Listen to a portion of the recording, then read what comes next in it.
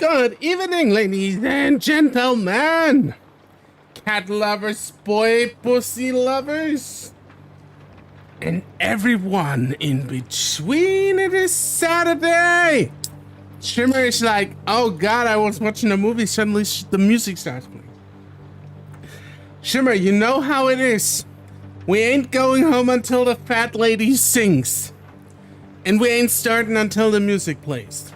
But yeah.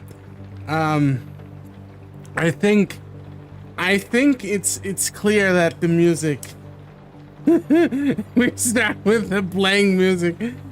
At least I hope I didn't like blow your eardrums out, because I was like trying to make the music silent or more silent.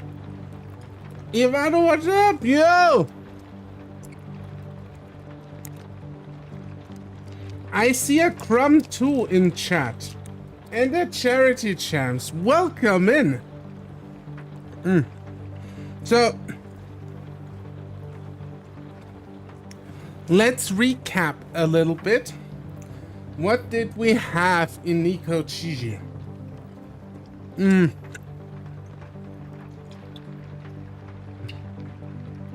We did last time, at least the two things that I remember, we were taking a bath, a hot spring bath.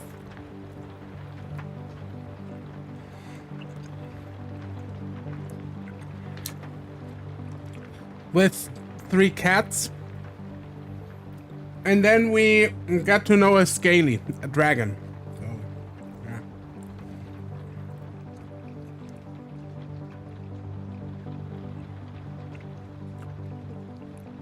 The dragon could have been an... Yeah, exactly. Dragon bro. Kind of felt like the self-insert of the artist a little bit, but I don't know, so I'm not first at the speculating. I know nothing about the people who made this game, but it's a good game so far. I really like it. The game is fucking fire. Oh, I forgot something. Okay, that's better. Nope. But you did confuse me, since it was a very serious scene. Can't imagine, like, there's like this tragic scene going on where like the main actress or the main actor like talks to the love of their life, confessing they have leukemia and it's over. It's like they don't have much time left together. And then suddenly the disco music starts, and you're like, what the fuck is even going on here? Who edited this shit? What?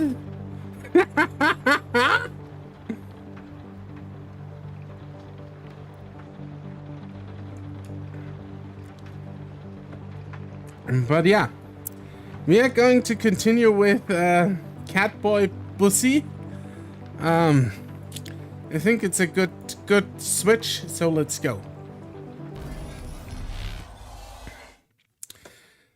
I hope it captures the game again, because always it's a little bit iffy, you know.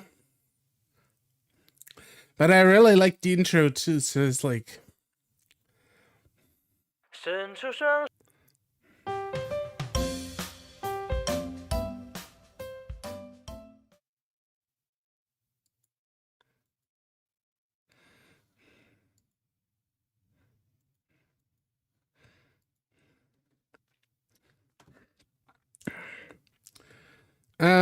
Took me a good minute, cause I have it in a new tab but minimized. Well, what were you watching anyway? Tell me if you want to. I'm curious.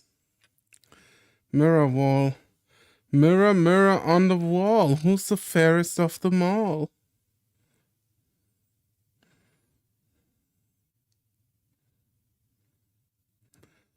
Were we on the mirror wall again here?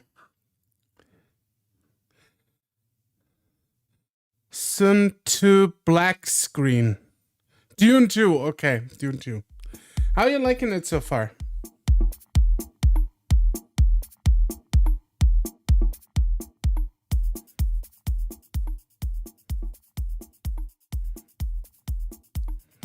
It's a very, very good movie, actually.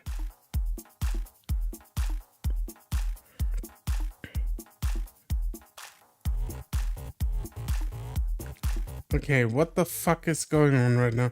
Give me 1 second. I need to fix this shit. Wait.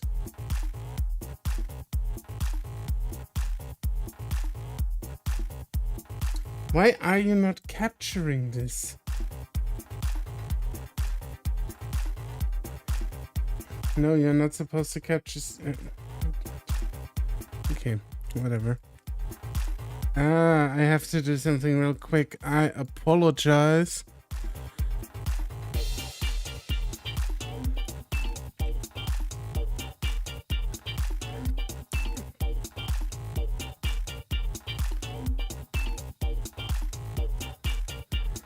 I don't want to have anything on my desktop that might... I don't want to pull a wash, okay? I just don't want to pull a wash. So don't get me wrong here.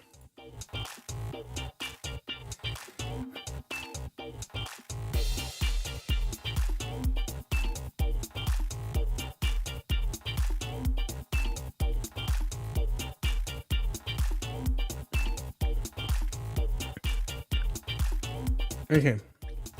Here we go. Okay. Wait, where's my... Oh my god. I'm so confused right now. Leopard always comes to dance practice. Tiger's always off to the side, brooding, and Senpai's usually busy with the other senior student. Ooh, he's busy. Look at that. Today I make sure to go to a corner away from Senpai and Tiger to practice. Leopard followed me, so this should be as good of a time as any. As much as it's never boring to watch Leopard dance. Hey Leopard, I've been meaning to ask you. I get my word between breaks and routine I was working on. A while ago you told me that you wanted for me to go to Wutai to be an oracle. Oracle. I can't fucking read today. Is that a possibility? But what would you do if I didn't do that? Wait. Wait until when? Wait until we... How does go? Green's frozen? What?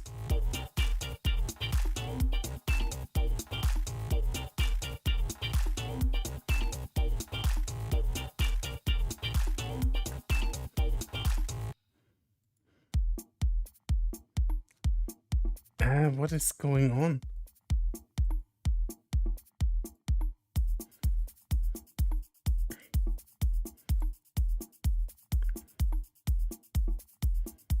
One second.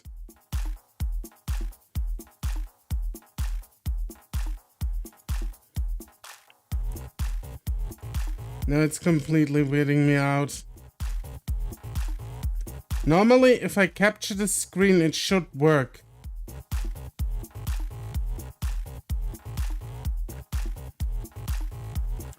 And what if I never do? It's frozen. Why is the screen frozen? What is going on right now? This shit worked flawlessly the last few times.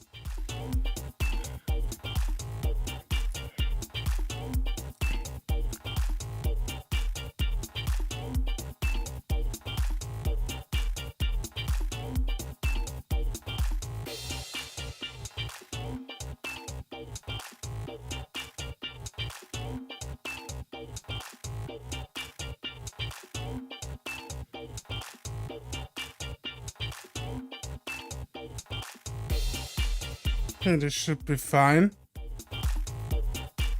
Okay. We got it.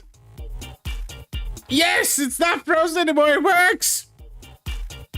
We got it, ladies and gentlemen. Okay, I apologize for this blunder. I don't know what happened there. It's hardware. It's computers.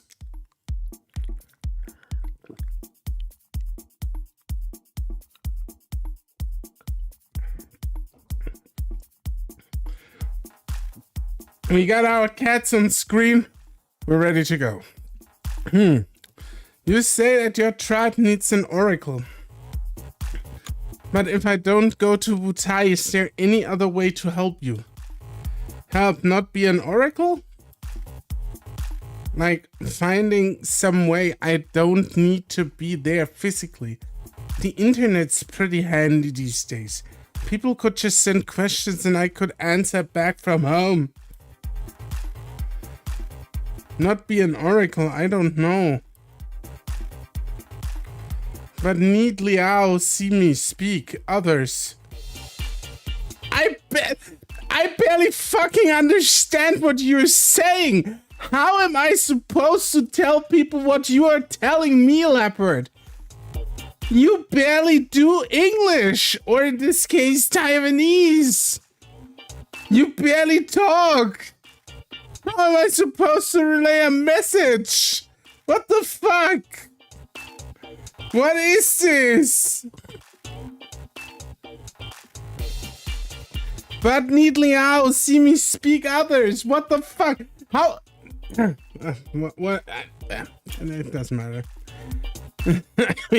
That's how an oracle works and all, but I don't know what kinds of problems you need me to solve. Do I?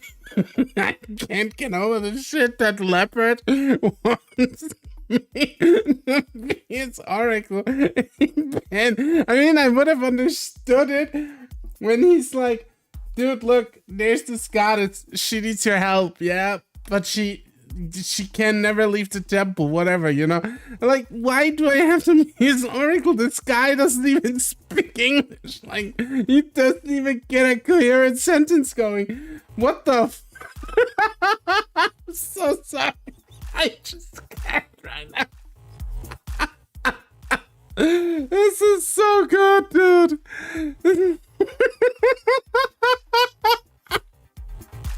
This guy can't string along one fucking sentence and he's like, I need an oracle. What you need, sir? It's a fucking language course first. I get that's how an oracle works though, but I don't know what kind of problems you need me to solve. Do I need to do something or can I just let people know what's going on? I just don't really want to leave Taipei.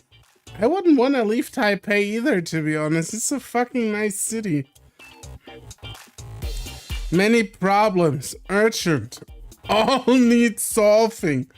All of them. All of the problems need solving. But what can I do for you from here? There has to be something. I don't know. Oracle Bussy must speak with many people. What about using the internet or speaking over the phone? Not sure, I think... No? Sure, there's a bunch of things that you absolutely need to discuss in person. But not everything's like that. This guy can't even hold a fucking phone. He's a fucking ghost. Oh my god. He tried to drink coffee. The coffee... And Leopard, he's determined to get something across this tribe. But what's also important here is that they actually trust me as an oracle. Yeah. The trust as oracle is important. Being Han Chinese makes being trusted by his aboriginal tribe hard enough as it is. Being a voice on the phone wouldn't help one bit. lmao. You tired? Wanna rest? Let's have a break. Huh? I'm fine. What is he on about? I'm already taking a break. You mind if we scooch in here? You mind if I scooch in here? You and Kulao seem to be having heaps of fun and all. Senpai is here. The most neglected cat we had so far. No, not at all. In fact, it's a pretty serious discussion. About going to Wutai? Yeah, that. Would it be okay for me to join you guys? Is that even a good idea? Aren't you two basically opponents over me? I wouldn't say that.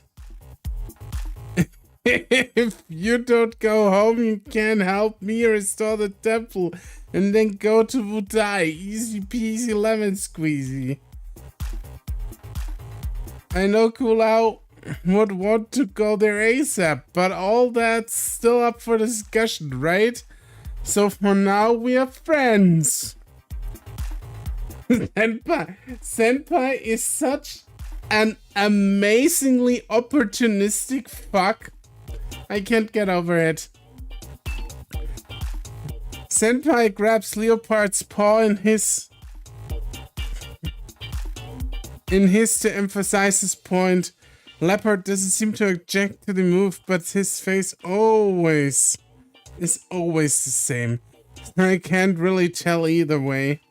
Alright, but Senpai, what's with you calling him Kulao? His name is Lee Kulao. Isn't his family name or anything. That's just how the Rukai language works. A very clever and opportunistic pussy. Yeah. A very clever and opportunistic pussy. And he's also the smallest of the three.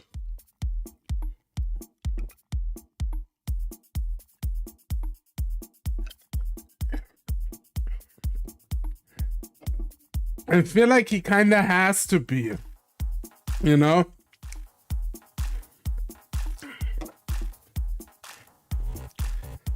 Hey, I know that. I just figured since we call our friends by first names all the time, Kulao would sound nice. Isn't that a bit disrespectful?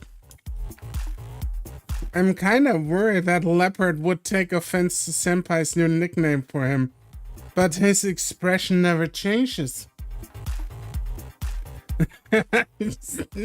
Guy looks always the same. It's always the same expression. You know when you get up, what expression you get. You know what expression you get when you go to bed. Dude has always the same determined, stone-faced look. Yep, he has to be smart because Tiger Daddy and Leopard can kick his ass. I don't really know what to make of it, but at least it doesn't seem to disapprove.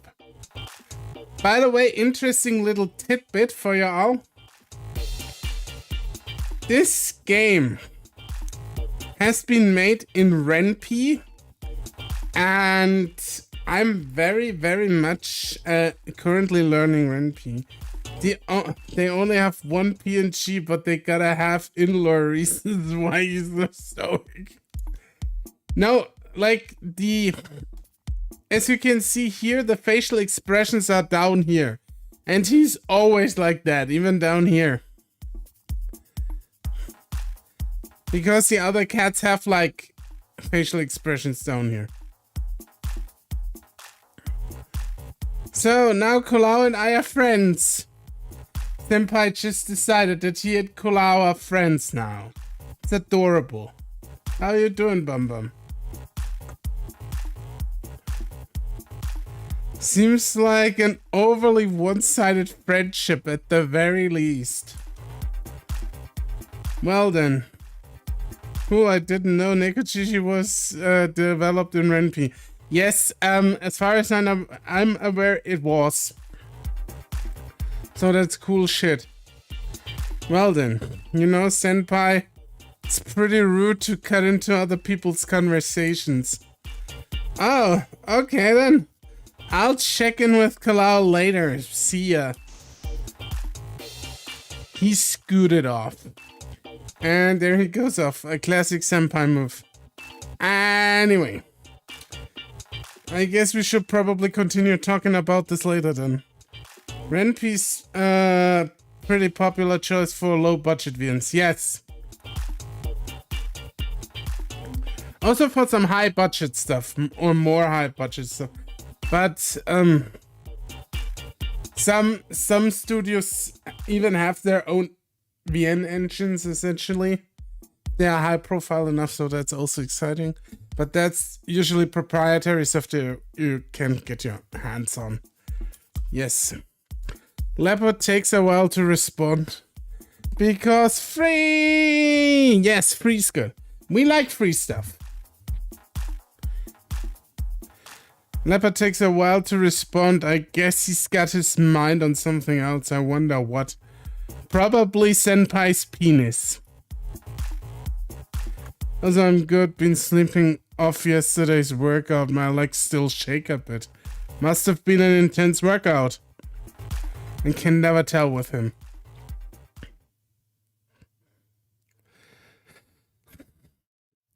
After that day, I keep on trying to talk one-on-one with Senpai again and again, but the opportunity never comes up.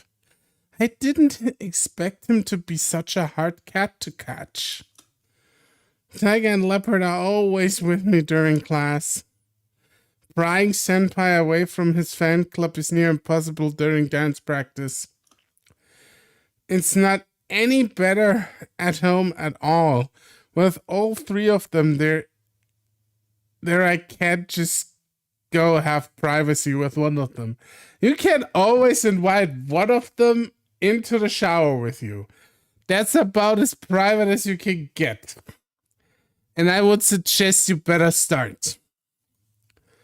But today I finally come up with a scheme that should work. I feel like this game is going to end in a fucking disaster. I don't know why, but like my testicles tell me this is not going well. And the quality of Nekojishi art is so high and that you would think it was made in a custom engine at first glance. It's really polished. Yeah, it is really good. So it's one of the, like I said, it's one of the better visual novels I've written recently. So I like it. But today I've finally come up with a scheme that should work. It basically boils down to distracting Tiger and Leopard with all food at the cafeteria while I sneak in a few questions with Senpai. All around, I mean, yeah, fine. I understood. It's just well made. I know it won't give me much time, but it's better than nothing. You know, Senpai. He was eating pork rib noodles. The school cafeteria is famous for having the best fried ribs around. Why is the school cafeteria known for that? The school cafeteria should be known for, I don't know. And they're even better when dipped in rich soupy broth. But now, not the time to shill my college. You know, about what you want. About going with you to Miaoli to help restore your temple. So Liao, you decided to come? I haven't. Please don't jump to conclusions. Fine. Liao, so what is it you wanted to ask? Well, say I wanted to stay here in Taipei. Is there any way I still can help you? Well, it doesn't work like that. There are temple ceremonies that need to be performed. Would you encourage people to come and worship if you aren't even there? That is a very valid question. Like passing along spiritual messages? I could be a scammer on the phone. I could tell people I see shit.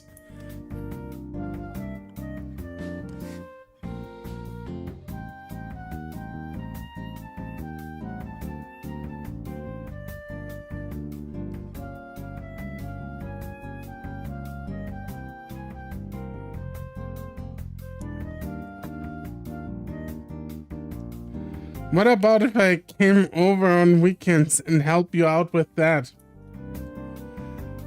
Lol, seems legit.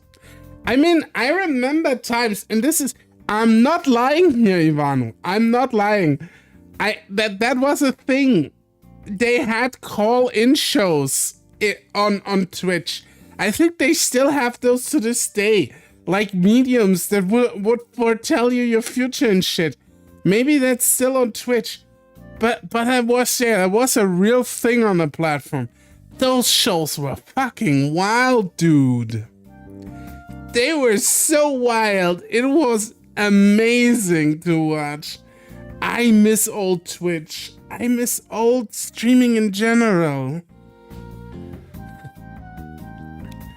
Well, you know... Well, you wouldn't need to be the priest. It's more complicated than just passing along messages, you know? It may sound weird, but I think you should be all down to earth and stuff when it comes to this. Your reasoning is not very convincing, senpai. Wow, rude. How about showing some respect for your senpai? Seriously, they had mediums on Twitch? Yeah, they had that. I distinctly remember that. That it was wild, man. It was so wild. Like even before Ice Poseidon burst onto the scene with IRL streaming, like Twitch was the Wild West. It was so good.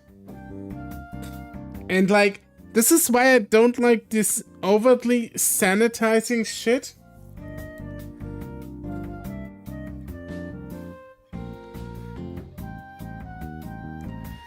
There still must be some, but probably it's not very sanitized.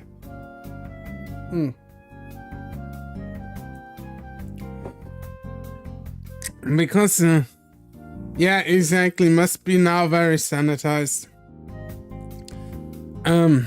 I do remember those, like, the times were so wild, like, and I miss those days, like, I miss really the earlier days of the internet, where we got some really out there stuff.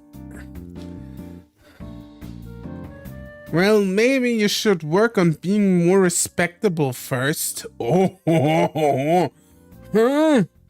fine. Oh, it's the kitten arguing with you, Liao. I'm gonna pound it to dirt. We weren't arguing. I'm best friends with Liao, isn't that right? Really? Whatever you believe, you may do what you wish. But when you seeing yourself back to Miaoli.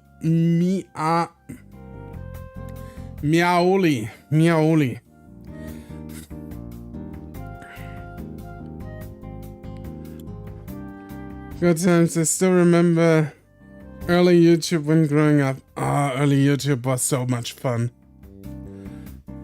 You're so long-winded, old man. If you don't like it, how about you leave right now? How could I? The old man is just the best. Must you call me an old man? Guardian Tiger, old man? Not both of you. And that's how this conversation ended in an argument. Oh no. Sassy kitten, yeah. I mean, if the old man calls him kitten, it's only fair that the kid calls him old man. That night I was browsing through some tech forums with Tiger. Okay, keep scrolling down. Following his orders, I scrolled down the page. Tiger Daddy acts like an old man. Because he is! It's not wrong, no. I completely agree. Following his orders, I scrolled down the page, his eyes peering over my shoulders. So that's how it is. Now previous page. I click to go back a page. Yes, that one, please open it. I click on the article he's pointing at. That's not really you must be getting tired. A little bit. I didn't want to complain, but it's kinda exhausting to sit around and wait for him to read each page, then move on to the next one, and the next one. I don't even know what any of this stuff means. And dude probably has already like two doctorates in physics. If only he didn't need my hand to work the computer for him. Isn't there a better way to do it? I'm pretty bored just sitting here and watching you read. Why not ask Senpai to help you use the mouse? Say what? Why should I help that old man? He's the one always pushing me to leave. I'd rather not have the help of that little kitten. So we're in agreement on that. But this is no fun for me. Even if it's no fun, there's no way I'm helping my enemy. Even if it was... You kind of see when they started getting a little bit more comfortable with the engine right now. Even if it was for your sake... Even if it was for your sake, Liao, I still wouldn't put my trust in that kitten. Yeah, they really do have it out for each other, don't they? Should I do something? Just zoom in.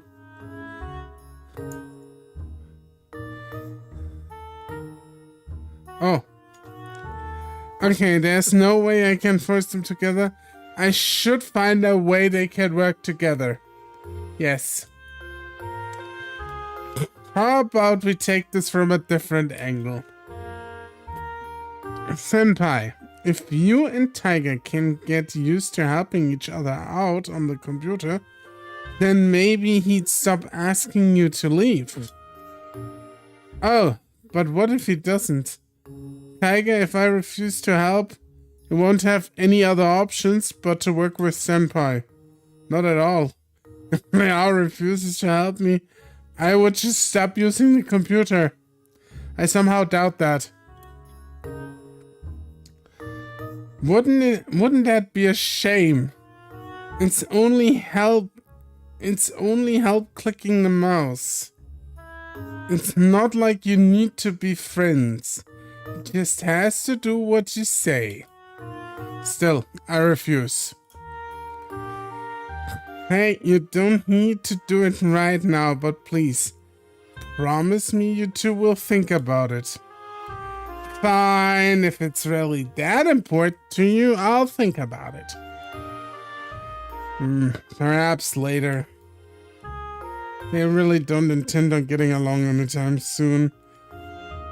But what else can I do? I just have to write it out and see how they go, I guess. Now he's being a stubborn old man again. Yeah, he is.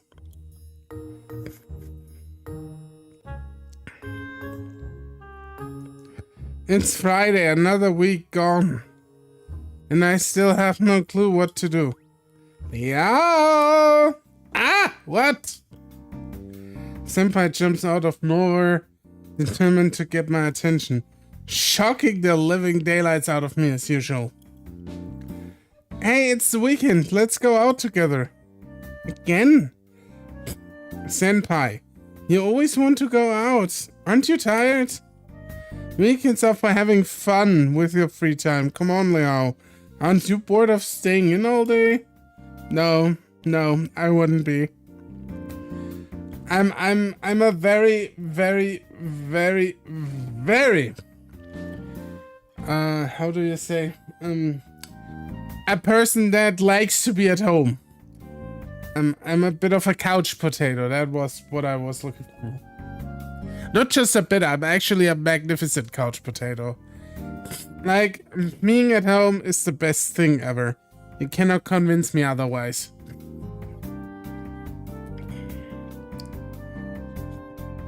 Oh, I'm fine. We're staying. It's a great chance to get a rest. With the 3 cats around, it's hard enough to take care of them every day. They always want to go out on the weekends too.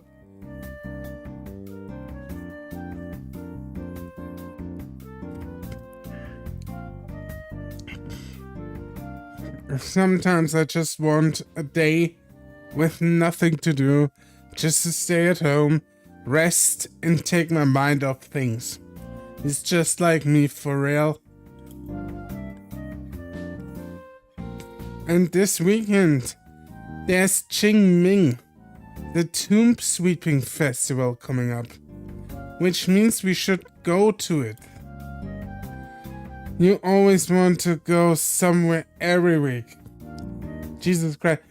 So this is why I wouldn't select Senpai as my love interest in real life. Because I would just murder him probably at one point. If he would want to go out every weekend somewhere, I would be like, nah dude, I'm not doing that. Forget it. I'm not there for it.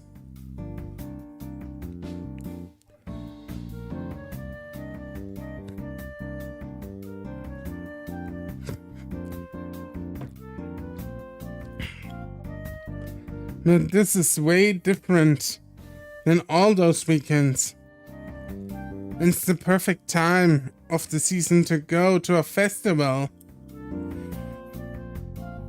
What's so special about this season? Come on, Liao, just think for a second. It's a pain in the ass in general, to be honest. Well, it's spring. We already went to the hot springs, and you can't say there's many cherry blossoms in Taiwan.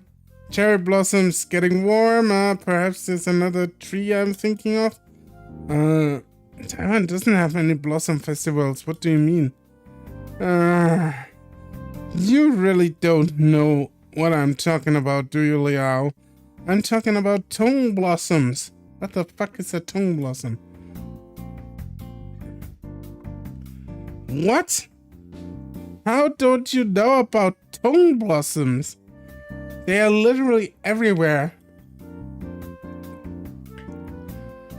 So soon, all the tongue blossom gardens are gonna be full of tourists wanting to see them. Meaning now's the best time to go. Ads promoting the Hakka Tongue Blossom Festival have been everywhere. How have you not seen one of by now? Huh? The Hakka Tongue Blossom Festival? I think this is sketch. Well, I can't say I've really looked it up, but this has been the best time to see them regardless. So we should go together. Flower blossoms, huh?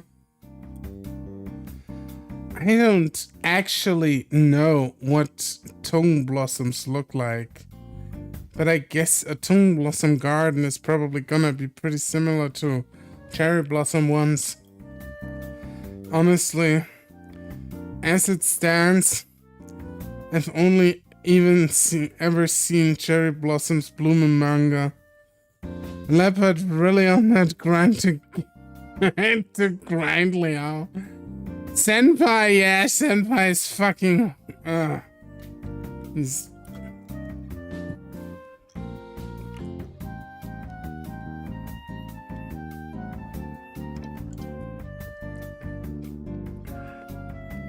he actually just wants me to be his temple guardian. Like the other two as well. Because I can see them. I'm living in a flat with 3 cats nobody else can see. That doesn't sound healthy. I'm probably also planning an attack. No, I don't. This was a joke. YouTube, this was a joke. I'm not planning any attacks. This was a joke. Okay? Probably carbon monoxide poisoning. So, where can we go to see them? Well, the best tongue blossom garden Oh god, I can't pronounce this.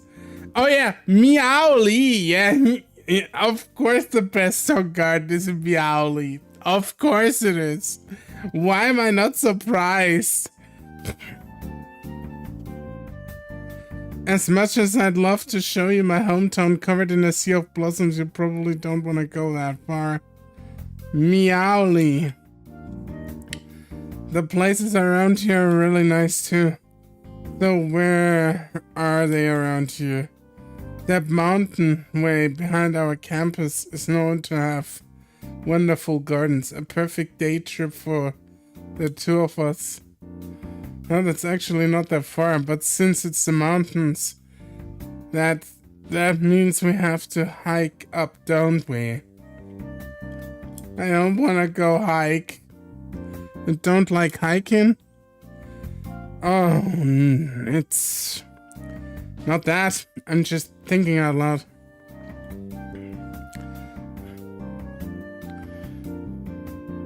Honestly, it sounds a lot nicer than usual.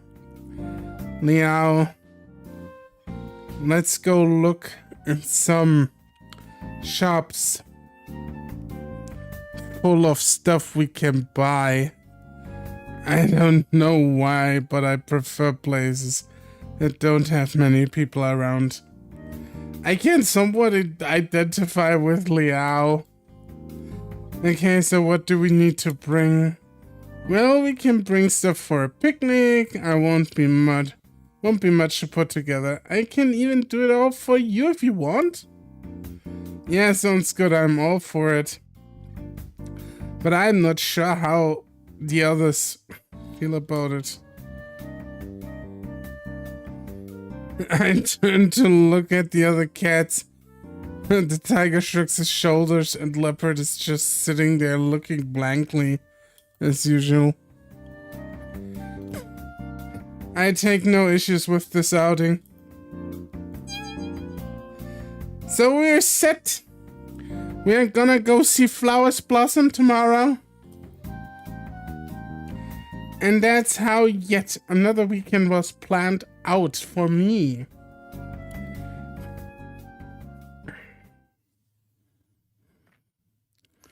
Mao Kong Station. Brrr, it's cold. Yeah, the air up here is super refreshing. Are you even capable of feeling cold, senpai? It's already April. Who needs a jacket this time of the year? This high up, of course you need a jacket. Oh, Liao can't handle a cool breeze. But you have fur. It's hardly fair. Well, not really. Tiger and leopard are spirits, so it's not like they feel the cold. Enough, you two. Kitten, don't encourage Lao to catch a cold. The old man is at it again. Meanwhile, here in April, it's like 40 and fucking raining cold as shit. Fuck your leopard.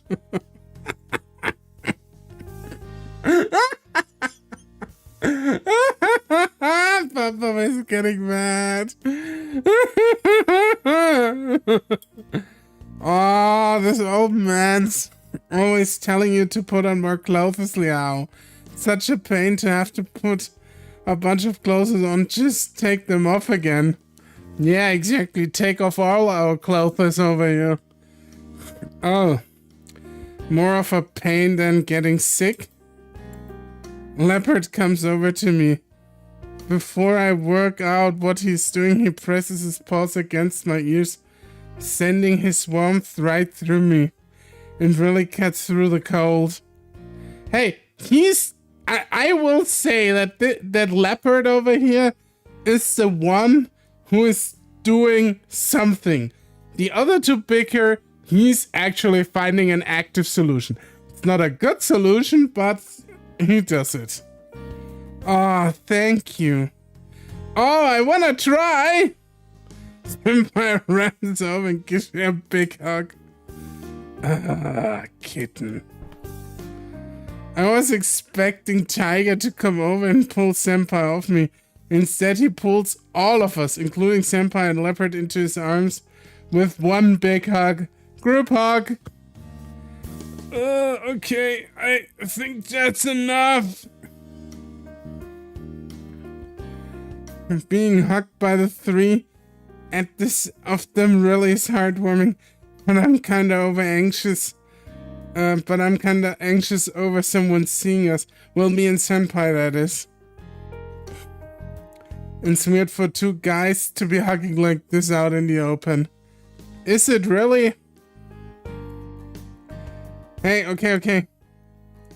I don't think that's weird. I think that's completely normal and okay. But what do I know about Chinese culture? You're probably getting sent to the gulag if you do that out in the open in China. So, I mean, it's in Taiwan. I'm not sure about Taiwan. If they are friendly to LGBTQ people, but yeah. I did think to try and push them off me, but I knew I wouldn't have been able to, so I just stand there, enjoying the warm care and affection. They let go of me, eventually. Worried about anyone having seen us, I rushed them to move on. So that's them, huh? Didn't expect the rumors to be right. Oh, this is gonna be hilarious. Oh shit, it's the final boss. It's Dragon Bro 2, Electric Boogaloo.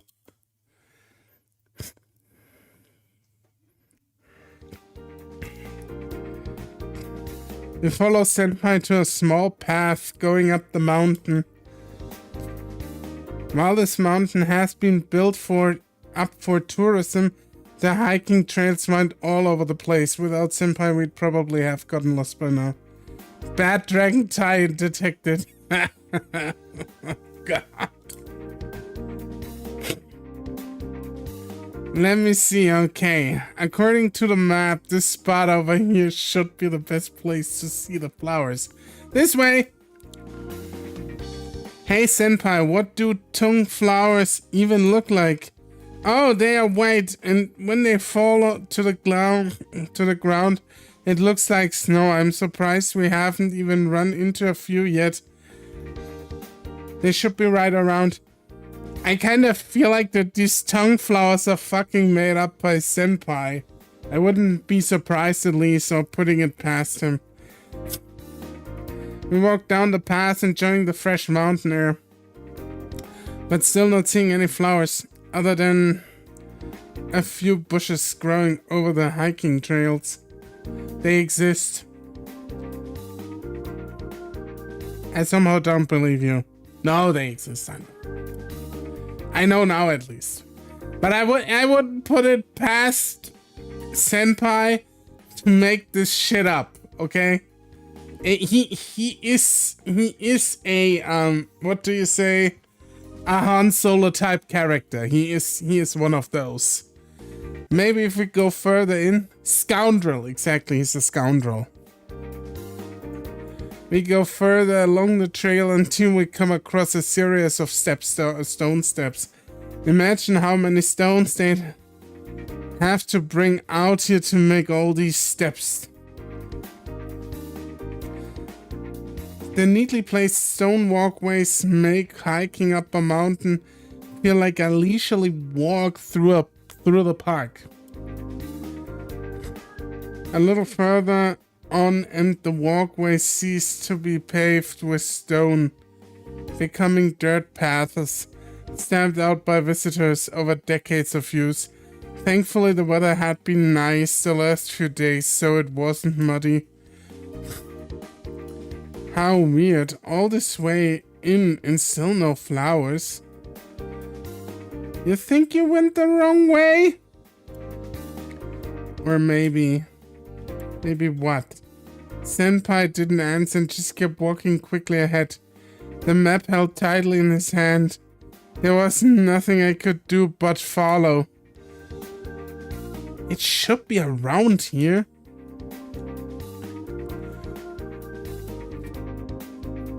We arrived at a place that looked like an abandoned farm with a small hut on the far side. Next to the empty field stood a grand tree, its shade reaching out over the ground below, where a large boulder lay beneath. It seemed like the perfect place to sit and have a rest. Well, this must be the spot. How does Twitter weirdos still not differentiate between reality with fiction? Dude, it's the internet. There's like a lot of people on here that shouldn't be on here. But that's how life is. Well, this must be the spot, but I guess the tree hasn't started blooming yet. Bummer. So this is a tongue tree? Yeah, a really big one too, but guess we are here early. In Meowly, the flowers should be blooming right now about this time of the year. That would probably because we are in the north. What difference does that make? Taipei is further north than Meowly, so perhaps the flower season begins later? What? That can't be right. Cram, send me a DM what's going on. I'm interested though, because I'm always ready to laugh at weird people on the internet. Again, that's why I miss the old internet. Like, I think the old internet had a lot going for it. Like, of course there was like really fucked up shit going on too, but it's like, at least it was contained in small pockets. And now everyone is just fighting all over the place. What? That can't be right. I just wanted to bring Liao up here to see the flower blossoms together. I don't miss the old internet. I miss the vibe of the old internet. Okay, that's a fair point. That's probably what we want to say. People could tell the difference between reality and fiction though. That is true. Navigation old, that was a fucking nightmare. Yes, the vibes. I still remember opening my Netscape. I will not let this down. Senpai, I still think this place is really nice. Isn't it the perfect time to have our picnic anyway? So, oh yeah, since a few of you are here and as only one patron at the moment here, I remember chat rooms. Chat rooms were amazing. Like there was like the most fucked up shit happening. Sure, I sent it. Nothing amazing though, but kind of funny. What was I gonna say? Yeah, exactly. I wanted to ask everyone, like, I know I'm normally not like doing the shilling and stuff, but I just want to ask a little bit around how are the feelings like on me going from Patreon to Subscribestar, because Patreon is like cracking down on adult content pretty hard. Since credit card companies are somehow getting involved more and more, which is like the weirdest shit ever. That credit cards company want to tell you what you do with your money. But yeah, that's one thing. And like I've been thinking to move from Patreon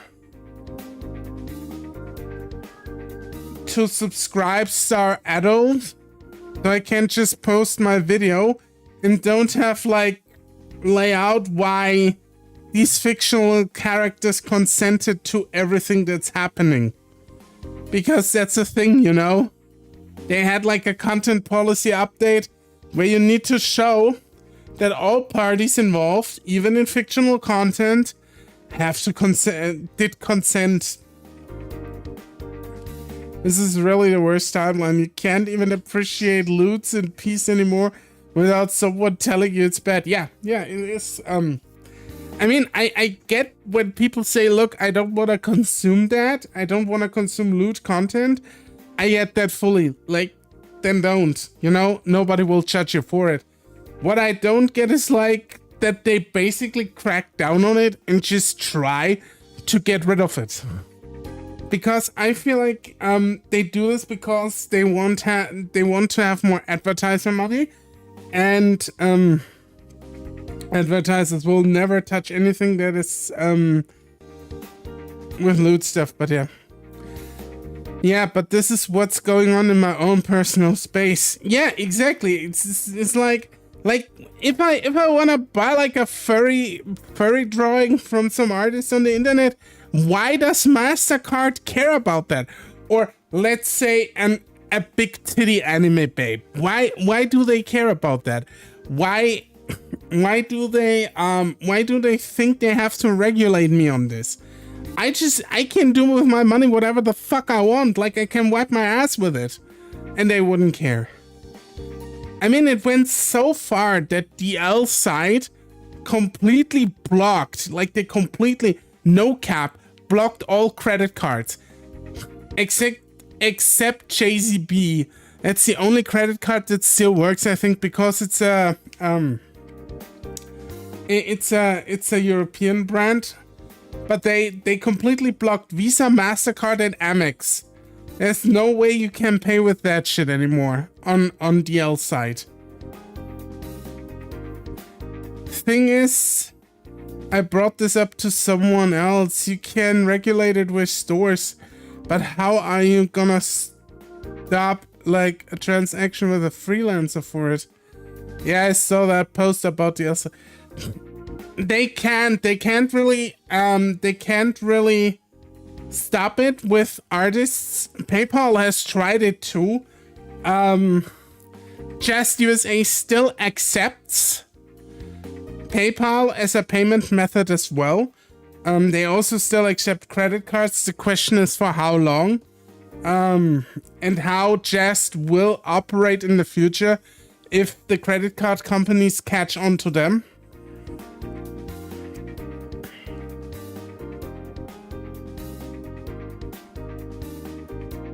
Can't you just still buy their weird coins?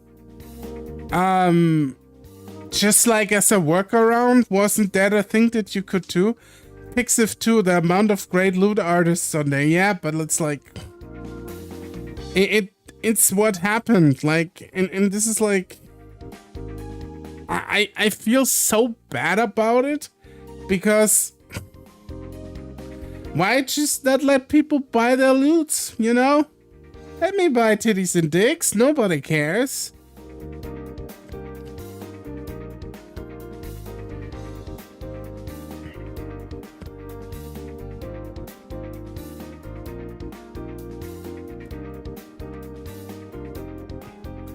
I don't think it's entirely wokeness. I think there is more at play here. Stuff we don't see, really. I always say, like, I think they just try to sanitize the internet.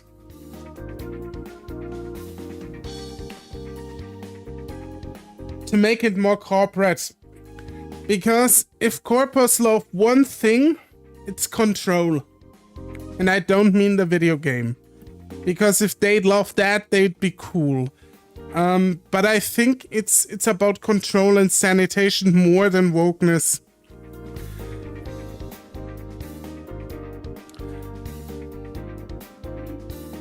It's not even wokeness, zero relation there. Plus, super left people love sex workers and control. Yeah, I think it's more about getting like a grip on the internet.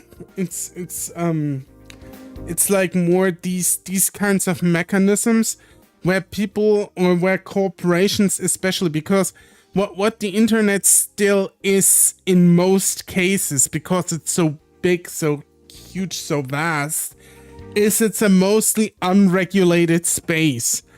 And I feel like, but I'm going off, this is like a theory I have in my head, so take it with a grain of salt. the internet is still mostly unregulated. And I do feel like this is about not states seizing controls, but corporations seizing controls. And that's what I feel like is going on here. Like the corporations trying to seize control of the internet so they have their own space where they don't have to adhere to weird state-side regulations, you know? It's like a bit like a cyberpunk dystopia where corporations in control and states are basically like only puppets. But I feel like this is what's happening right now and what they push for. But I don't have proof, so take it with a grain of salt. It started with them pulling support for shit like porn sites and even considering to pull from OnlyFans. Yeah, I heard that. But OnlyFans is so big apparently that they didn't want to do that. It's a shame we didn't see the blossoms, but I didn't know what to expect anyways, so it's not like I feel I missed out on anything. Yeah, that's what it feels like. But like I said, it's but don't take that as a gospel. Like everything I say is just a theory, a porn theory. Maybe there's still another way. Senpai runs over to the tree holding his paw against the trunk. Maybe if I do this layout, just wait for a second. I'm gonna try something pretty hard.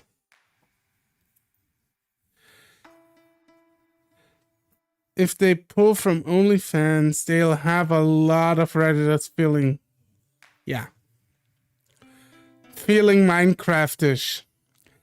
Stella Blade, you're our only hope.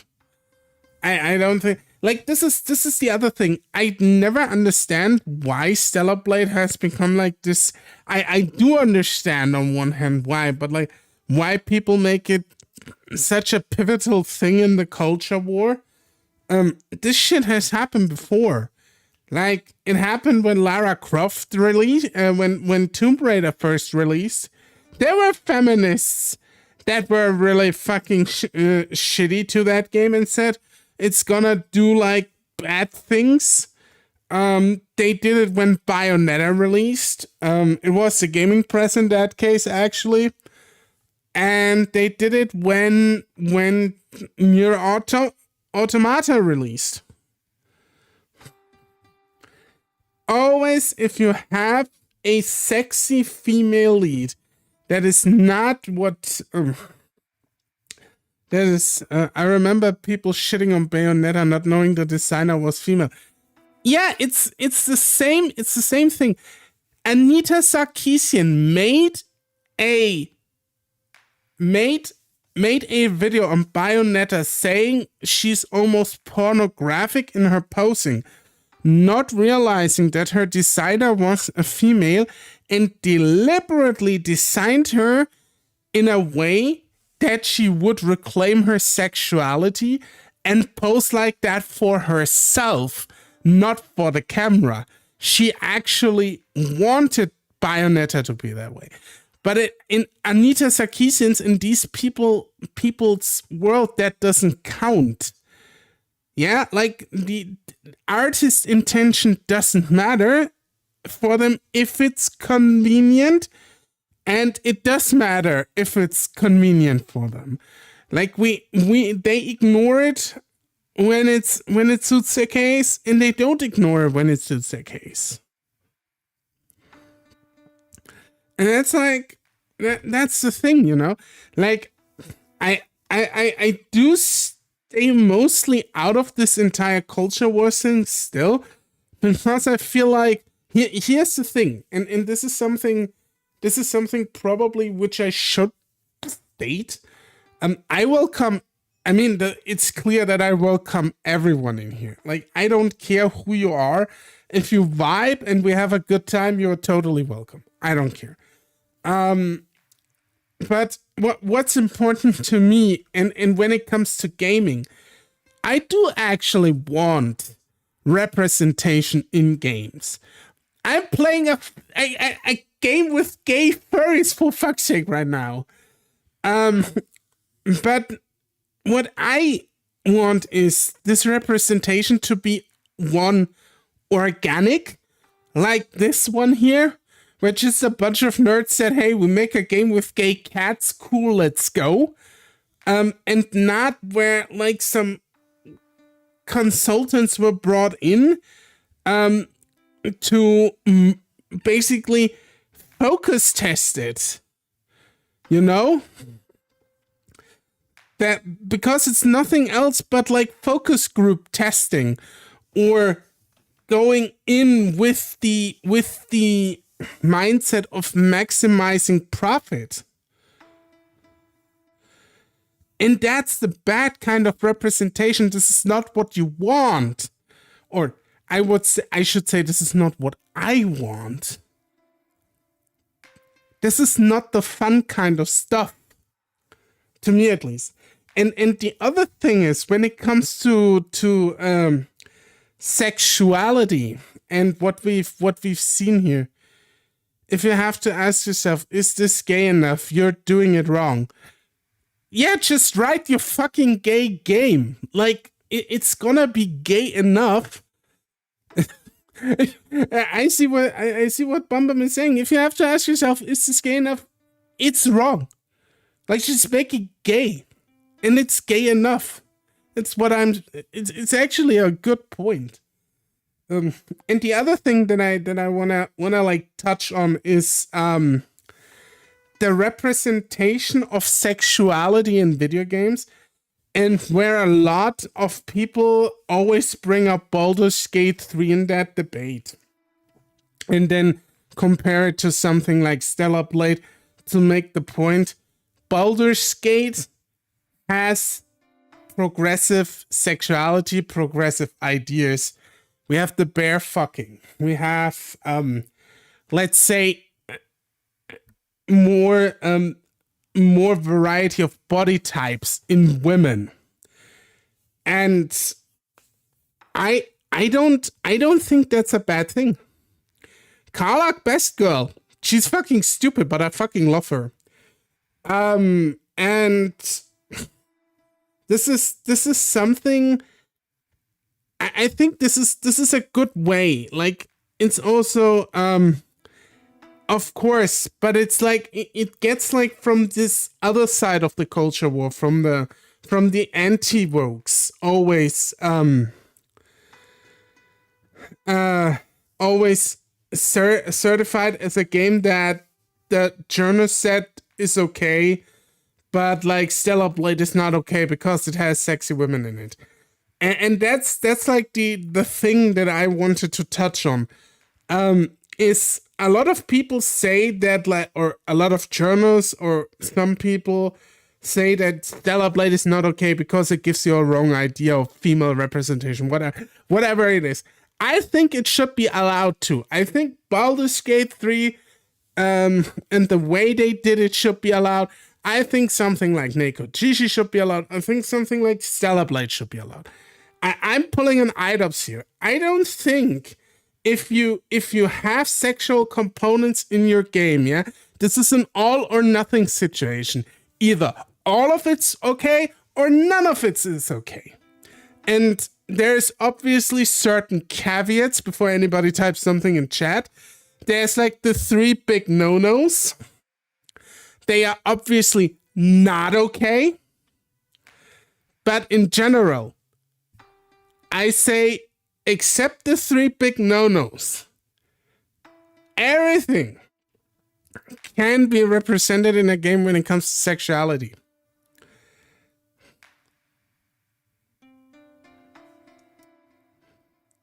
It's at least my view on things. And it also should be represented. There's a variety of things.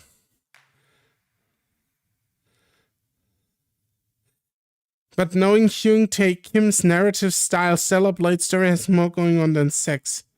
It shouldn't matter. Of course. That is what that's the next thing, you know? But like, I always like see people talking on Twitter about Stellar Blade, about how sexy the main character is, and nobody or only very few people talk actually about the game itself. How's the story? And I know I've played Nikke extensively, and if anything, Nikke has a damn good story and is damn well written for a gacha game. So I'm pretty sure Stellar Blade will be fine in that regard. And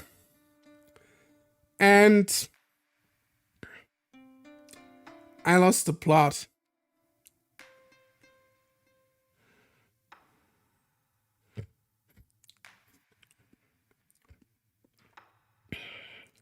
What was the other thing?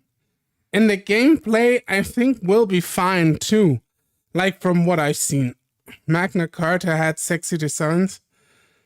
But the story itself was really tragic and compelling. Like, I could tell you about the ends that all had sex in there and like sexy anime girls and had like fucking amazing stories. Like there's so much good stuff out there. Oh wow, I haven't heard that of that game in a while. That there is so much good stuff that has sex in there with really well written stories out there. Like I just like, if you look at my channel, obviously the love story between Lothran and Draktar in Endless Bounty was so great that it was written with such heart. Like I loved it. I loved every second of it. Like and like love is even a like a universal language everyone understands. Katawa Shoujo, a fortune-made smut with some of the best writing I've seen in a visual novel. Absolutely. I would even say that this here, okay, it doesn't have smut, but like the writing in Nekojishi is pretty great too. There's a lot of, I love Katawa Shoujo too. There is a lot of good stuff out there that has smut and has excellent writing. We just, like I said, we just need to, or people need to understand that just because something has smut, that it's not bad, right? Something that has smut can be really bad, but there is no way it also can't be really fucking good. And this is what I like about this small niche that I'm in, because it's just fun to explore, at least for me. I know a lot of other people would say, nah, I'm not doing that. But it's like a little bit of an exploration. And I feel like what we as a community and as a collective should do, we should definitely strive for showing people just good games. And that's probably the best thing we can do to get inclusivity going, or niche games with these kind of themes, to get more inclusivity going, to maybe interest people more in more smaller projects, and to just show them, look, we have diversity and inclusion. It's been always there. You just haven't been looking in the right direction, because the AAA space does not have what you want. You need to go indie, because there is what you seek.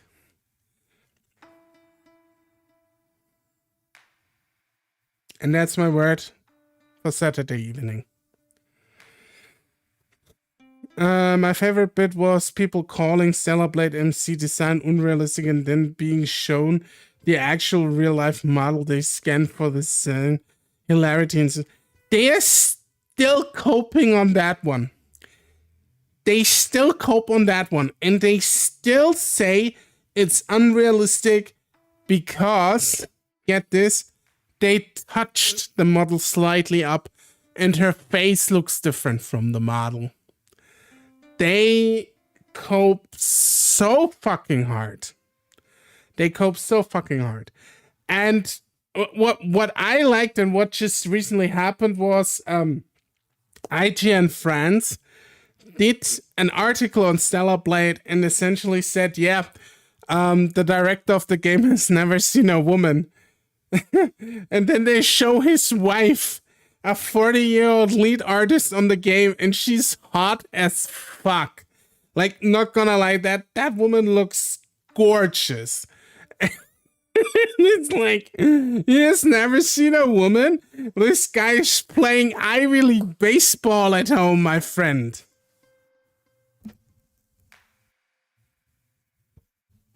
You as an IGN editor probably don't get like half of what he got. Well, I still have my copy of Magna Carta to wonder if it's worth anything. Don't get rid of it. So yeah, that's that's like the thing, you know. I think a lot of this like culture war stuff is often very unneeded and sometimes very tiring. I do understand why people get into it a little bit, but I feel like at this point, or we are moving again at a point where it's like, feels a little bit too much. I feel like people saying that are actually the ones who have never seen a real woman. I mean, that too, but like, why attack the guy, even if he was like single? And why just do these personal attacks? It's just so... It's usually the case, always projection. Just so... They even apologized, by the way, for that. IGN apologized for that. So kudos to them at least.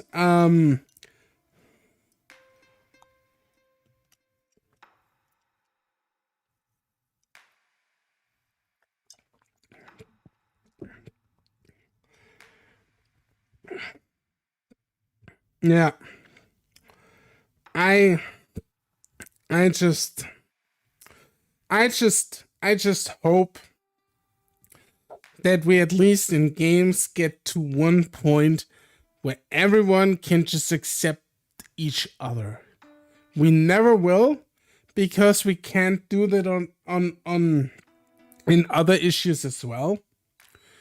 But I dream. They apologized but doubled down in private, so don't give them too much kudos. I mean, at least they did something, you know? So, a little bit, at least you have to recognize it. I don't really care if they meant it in,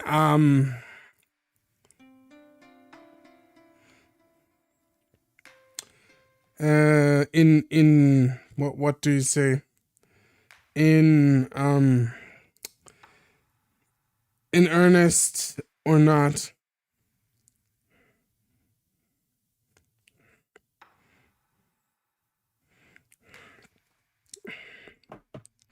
So yeah, but it is what it is. Lots of stuff happening as of late. I mean, it's like what I, for example, disagree with. What's happening from the other side is like, Bellular News got into a little bit of hot water because they called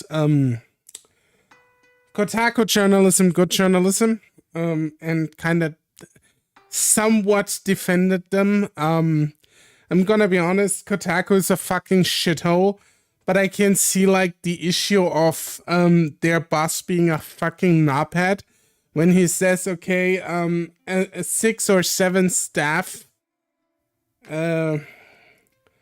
outlet has to write 50 guides a week to be profitable. That's a bit fucked up, you know. As much as I don't like the people and their work, this is not something I wish on my worst enemy, because this is just dog shit. This is just a way to get them fired. So you're welcome to disagree with me on this, obviously, but that's my stance on it. And then people like started giving Bellular News shit for essentially the same take. They added a bit more to it, like they said, saying Kotaku is doing good work and whatnot. They don't, no. But they get like really obliterated in the comments for 2 videos. And Bellular was like, yeah, I didn't know that thing was going on. I have never heard of SBI either, Sweet Baby Inc., because people brought it up, obviously. And so what happened was they made this one Kotaku video, which backfired massively. They made a follow-up video on that, which also blew up in their face. People didn't like those 2 videos either. Bellular did the smart thing. They just went back to business as usual. They shouldn't even have made the second video addressing the issue. They should have just wrote it out. Like, completely writing it out. Like, maybe even take the Kotaku video down, if they wanted to. Got called out on it on Twitter. And now it's just like, now we get to the thing where you say it's not like harassment per se, not entirely, but we're getting to the point where I say this is getting a little bit iffy. So people were going into the Steam group of their game, the Pale Beyond, and were asking if Sweet Baby Inc. was in the game, involved in making of the game, or any other consultancy firms. They said no, and then locked the thread. And then more people started inquiring about it on their Steam forums. Of course, they would lock the threads, and then I've seen people now going into their YouTube videos asking that. I don't think there was any review bombing for now, but I've seen a few reviews on the Pale Beyond that gave the game a thumbs down now because of the 2 videos they made, and because of how they handled the situation in the Steam forum.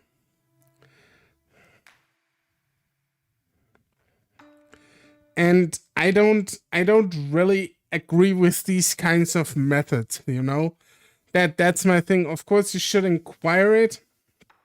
If they give you an answer, if they say no, then you have your answer. And even if you believe it or not is up to you, but like pestering them about it, you know, won't bring you anything.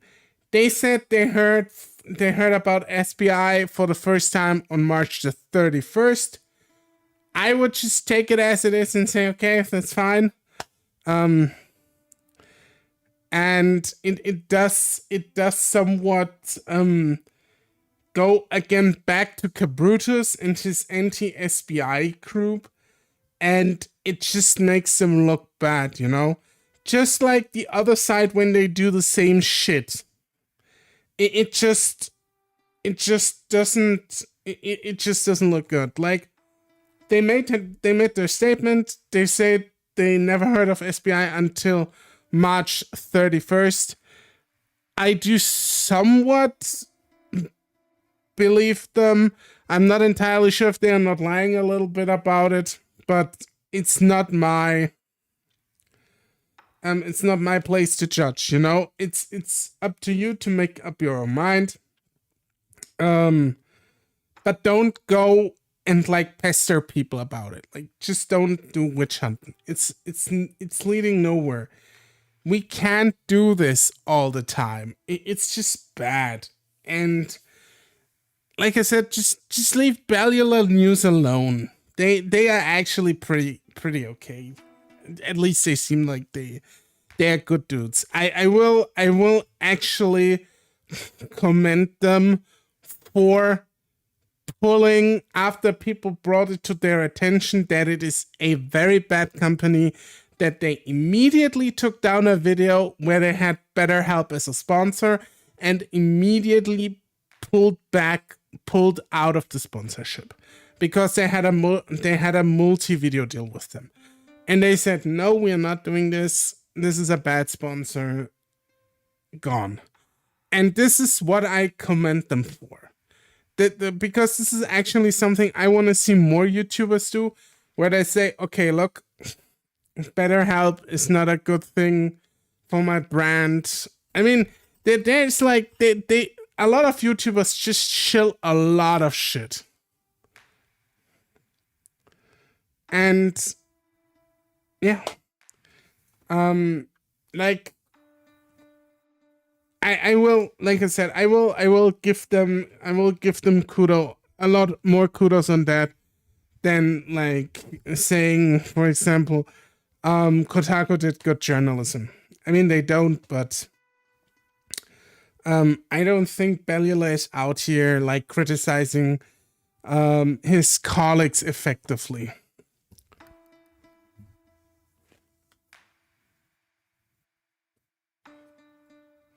Okay, let's read the comments. That's a problem. Much like iArt, art stuff turned into witch hunts. I mean, maybe they did use SPI, but even so, they didn't. I don't think they did. I played, like, I don't think The Pale Beyond is like the most well-written game of all time. But if you play it, like, I didn't notice any wokeness in it. Like, I didn't taste it. Like, it didn't feel like it was written by some woke fucking idiots, you know? Of course, you had, like, a few anomalies, like women on a ship and shit, but, like, it wasn't overtly obnoxious.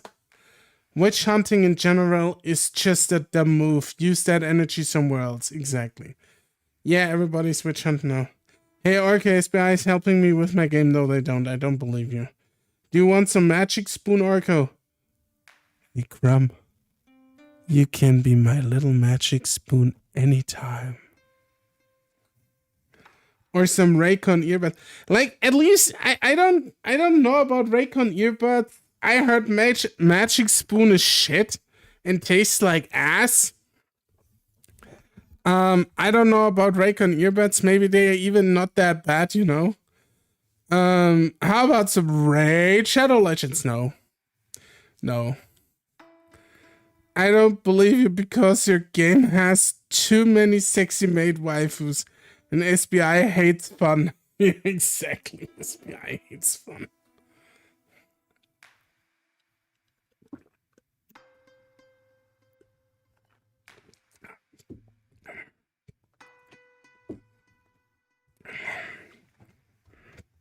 Okay. My God. We went off track pretty hard today. But I felt like the need to address this. Because everyone is addressing it. At least I don't make like a video out of it and make like a clickbait title card and whatnot. And I think I'm moderately okay in my stance with everything. I think my stance is more reasonable. Than anything. It's just like, yeah. Again, I just, did I miss the Bussy? No, we are still conquering the Bussy. We were talking about really important topics actually at the moment going on. Was kinda insane. So yeah. But welcome, Nico. I think I continue reading now the Bussy.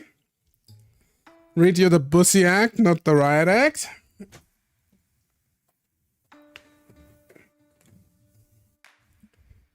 For real though, we need a Bussy act in law.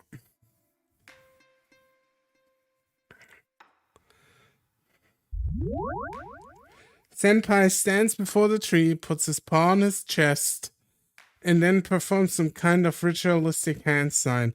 A green aura slowly starts to emanate from within him. Nekojishi Bussy. Tiger and leopard seems kinda nervous. What's going on? The green aura quickly drops, and the green aura quickly surrounds the tree, slowly seeping into it. As it happens, the tree begins to shake, irrespective of the breeze. Some of the flower buds begin to open up on top of the tree.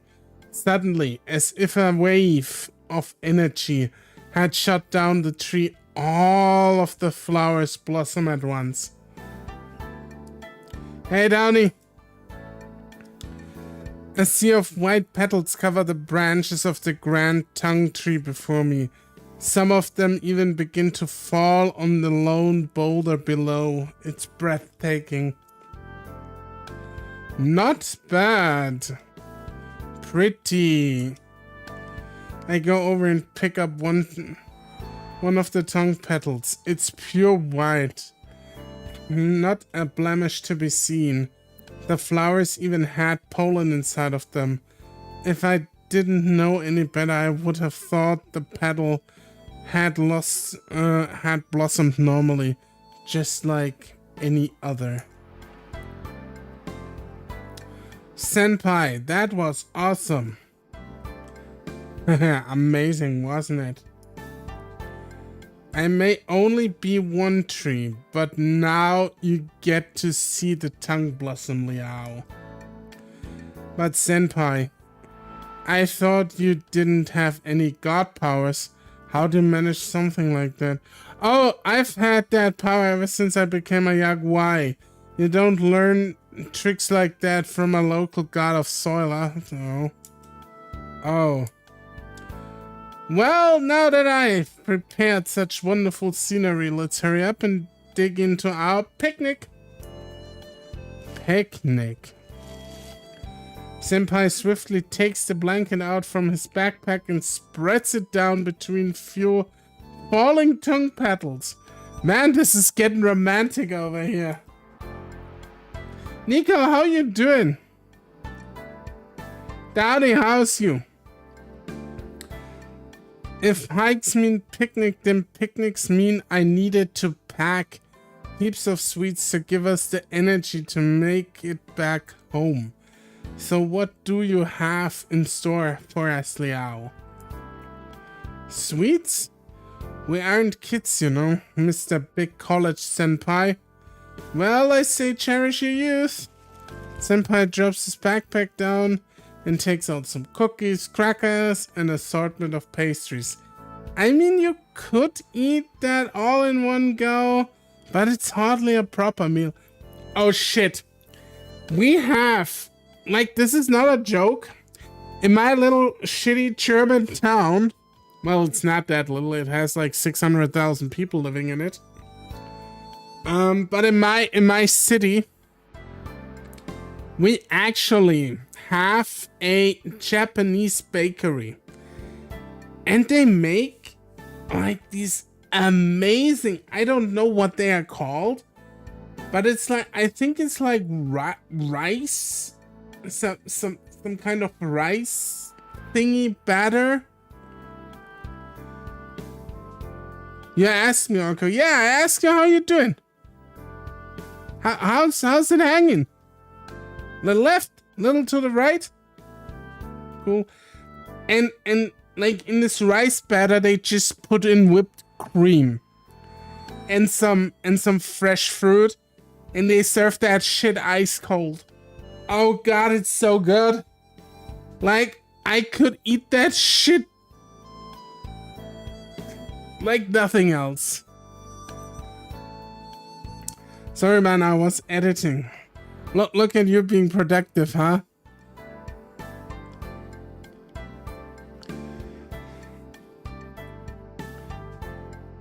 So, what delectable treats did Liao bring? You said you'd bring everything, you fuck. Mochi. Yeah, I think it's mochi. Mochi dough. I don't know, it's just fucking delicious. I open my backpack and silently take out a bento box I prepared earlier this morning. I made it while Senpai was sleeping. I never cooked, so I just used some recipe I found on the internet. So it probably didn't turn out any good. Not to mention those mistakes I made while putting it together. Thankfully, Tiger was there to help me fix them. I tried my best to cook a variety of vegetables and meat. At the very least, I should be good. It should be good for me. Wow, it's almost like your wife cooking their husband a delicious meal. Oh, ho, ho. Hey, no way. I was just thinking that I should try making a bento for our picnic. Wow, Liao, I never thought you would do that for me. Enough kitten. Liao said he made it for... Liao never said he made it for you. Then who else would he make it for? It's not like you need to eat. After offering it, Liao could certainly eat it all. For us. What? That would be such a waste. I don't see how. Liao, you made the bento for me, didn't you? I told Liao how to make it. If anything, it should be an offering to me. Liao's bento, I want. Wait, it's only a bento. Quickly hide the bento behind my back and keep it away from any funny ideas they might have. Hey, no need to bicker over it. I made this for my lunch today. Why would you think I made it for you? But Liao, wouldn't it make more sense to offer it to us before you eat it? There's no downside to it all.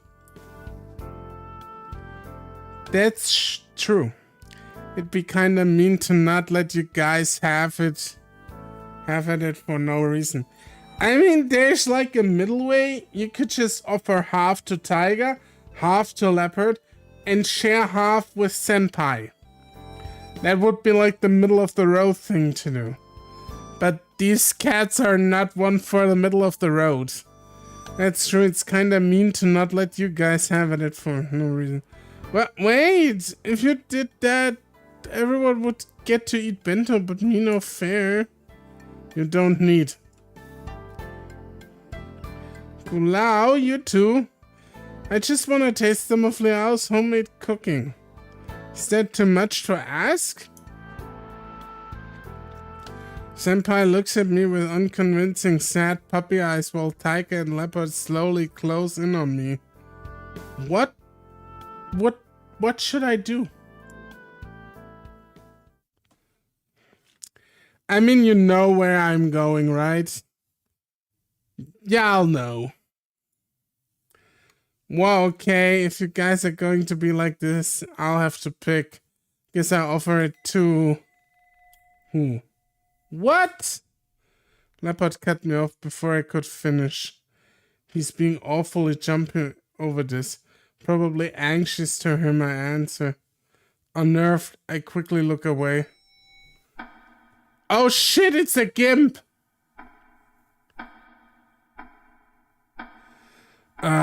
That meat is way too salty, don't you think? Why are you wearing a knit tank top? I have so many questions, Mr. Bad Dragon. Who are you? Like, you know, is this the first thing you ever cooked? You really need to keep working at it. I know that. Why do you think I was going to eat it by myself? Oh. To me it looked like you were about to offer it to someone. The gift of a nice warm homemade bento is a great way to express affection to someone. It's not like that. Don't jump to conclusions. Aren't these three your suitors, or am I mistaken? You're mistaken. Also, who are you? Dragon definitely ain't gay. The outfit was an accident. It's too dark. He didn't see what he picked up. Yeah, definitely. That outfit, no gay at all. He's completely straight. Dragon Daddy over here is like the straight shooter. Don't you know? He's probably the one going around yelling, "I'm into girls, everyone!" Don't you know not to go around and steal other people's food?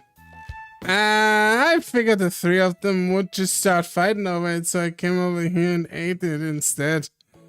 To help you, of course. Of course you wanted to help me. That is still stealing. You should at least ask me first. Correct. Usually I would be courteous enough towards a god of soil, such as yourself, but it appears you do not care for such manners. It's easy just to ask, how dare you be so? Huh? God of soil? Yes, something wrong? Huh? This guy looks like a dragon from far away, but he's definitely got the chi of a god of soil. Can't say I've seen any gods like you around here before. Strange man. Wahaha, everyone's like that. I'm really special, huh? Anyway, guys, I am Ragul Larond, a Grand Tree Lord. I bet there's also a grand tree in his pants. You can call me Ragu. Wow, Grand Tree Lord? In other words, he's a god that resides within a tree. Such ancient trees can become a local god of soil when worshipped by the local people. Oh, I see. So he's a tree spirit. Guys, was burning some hardwood. Is that a tree trunk in your pants, or are you just happy to see me? So he's a tree spirit that looks like a dragon. Okay. What kind of tree looks like that? Not to mention those clothes. Everything about this guy is just weird. Where did he even come from? Out of the tree. Wow. How do I even begin with you? How dare you steal away the bento liao made for me after you've gobbled all over it? Nah, there's no way anyone would want it anyways. No one said it was yours, kitten. No one said yours either, old man. You just want to call me old man, don't you? I mean, you call him kitten, it's fair. Hey, hold up. We're getting way off topic here. More importantly, this guy's a god of soil?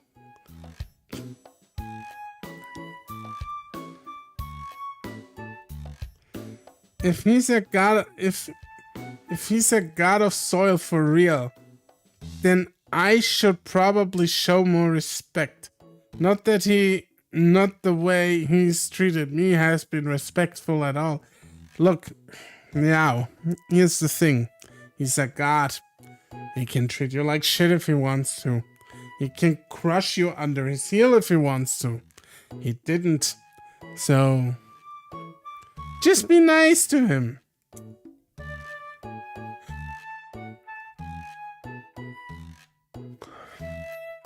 But how could a god of soil look like that? I've absolutely never learned about any gods that look like that. Gods of soil can come in many forms, lmao. He may be an odd one, but with chi like that, he's for real. You've got to be the weirdest god I've ever seen. Wahaha, it's true. Even I think I look unique. Well, at least he's proud of himself.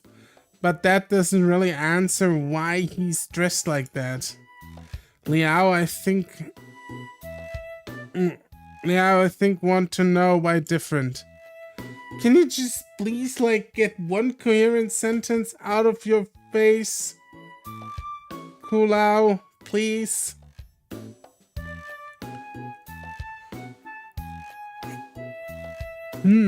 I guess I've always been like this. I used to be an old tree, then I became a grand tree lord, and then, alright, these clothes, try and guess what these are. How are we supposed to know where his weird clothes came from? You're not even gonna try and humor me? Well, might as well tell you. It's a landslide safety net. Why would you ever put something on like that on you? Oh, so you mean those along the edges of the cliff to prevent rocks from falling? Exactly, some rocks fell down and dragged this net around me.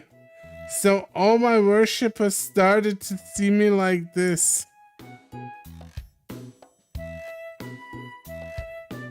Alright, I guess that makes sense.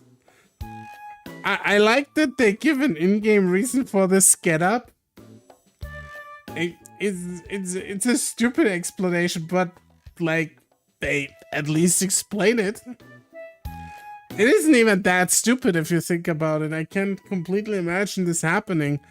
That you have a landslide net that just said bye-bye because it was like old and shit, and it wrapped itself around the tree, and that's why he looks like that. This isn't even that bad. Honestly, I've read much worse. Alright, I guess that makes sense, but why would a Grand Tree Lord look like a dragon? Well, of course, your tree trunk looks like a dragon after all. I bet it does. I bet your fucking tree trunk is fiery red. Really, a dragon? Right, some time ago I got struck by lightning. Since then, people began to think I look like a dragon. At first, I didn't see it, but one day. It's pretty creative. It's a pretty creative explanation, to be honest. Yeah, I don't hate it. It's actually pretty cool. They at least came up with something, you know. No, normally you just have like this guy. He looks like that, and that's it. It's like what Bum Bum said. Guy just grabbed the wrong clothes one day. At first I didn't see it, but one day an artist came to paint me into the canvas. Oh, that's the artist we met. That person painted me as if I were a dragon sleeping within the dark clouds of a thunderstorm. I'm still not sure if I like it, but it was certainly a paintwork of a master artisan. I wasn't wearing any clothes in that painting, but I could... Of course you weren't wearing any clothes in that painting. But I couldn't go gallivanting around naked now. I mean, I wouldn't mind, but that's just me. You could be gallivanting around naked all day. I would just respectfully look. So instead you gallivant around in a net. Yeah. Like, imagine if the net would have just wrapped around his pecker. And you'd still see the pecker. Would he be naked or would he be dressed? That's the true question. He's a god, so he technically could do whatever he wants. Yeah, exactly. Like, who would care how he looks? Nobody can see him anyways. He could like wave his thong around and cockslap people in the face. Nobody would notice. Exactly. How very smart of you. I'm a college student, you know? Being a college student doesn't automatically equals to being smart, lmao. It's not how this works. So what about the nickname? I could imagine many Grand Tree Lords who would want to be called Ragu. Nope. I'm hardly a lord. I've been drawn as a dragon and people see me wearing this. I don't really suit the formalities, so Ragu it is. Well then, what are you doing here, Mr. Ragu? lmao, don't be rude. Alright, sorry. But why did you choose to grace us with your presence? Haha, there's no need to be serious about it, kid. I just like talking with my worshippers. And be as non-godly as possible while doing so. That's not to mean people shouldn't respect their gods, of course. I don't like all that formal talk. Just gets in the way of what really matters. Having sex with your followers? This guy is really unique for a god, that's for sure. But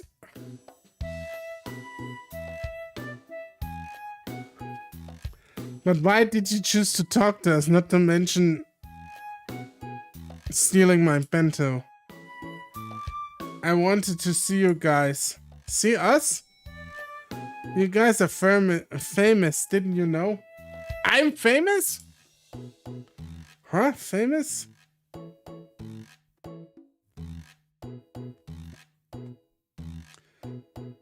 How can that be? A boy who can channel spirits running around with 3 feline gods. You're what all the Yaguai are talking about these days. You really didn't know? Not know. Wow, no way! I guess I haven't really talked to any other Yaguai since I've been dealing with Yanshu's chi life, though. I knew this would worry lmao. Guardian, I'm sorry, but you didn't know shit. Huh, Tiger, you knew about this? I know that Yaguai love to gossip, so it's only natural that we'd garner some attention. Well, I heard you're quite the stud, letting these 3 chase after you, not even making a decision on which one you love. Oh, Jesus Christ! This guy's going in for the fucking finish right now. What? That's what they are saying? What do the Yaguai think they know about this? Ha ha ha, Yaguai have to entertain themselves somehow. Most of them just play games and read manga all day these days. One of my worshippers gave me a 3DS, so even I play around with it occasionally. It's pretty fun. A 3DS. How can you even manipulate the 3DS? I thought that was against the rules of the world. What? How? Well, pressing the button is no problem for me. But I wouldn't play with any worshippers watching, of course. 3DS mentioned. Wait. That's not important. What other rumors are there about us? Just as I said, you let these 3 dotes after you, never giving anything in return. I would say it could be seen as taking advantage of them. It's not like that. They're the ones who came looking for me. Sure, they want me to go off and help them, but there's no way I can make such big promises to them. That's why we're stuck like this. Not to mention, all 3 of them are male. Even if the Yaguai are being really open-minded about it, they surely can't expect me to be like that with all 3 of them. Senpai taking advantage of him. Oh, so you see these 3 as dudes. What? How else would I see them? So that's how it is in your eyes. I'm male as well? Yes, a young dragon man. Waha! I was thinking of myself as a jolly old aunt. Okay, oh my god, I wanna see. Can somebody please redraw this with that has to be out there.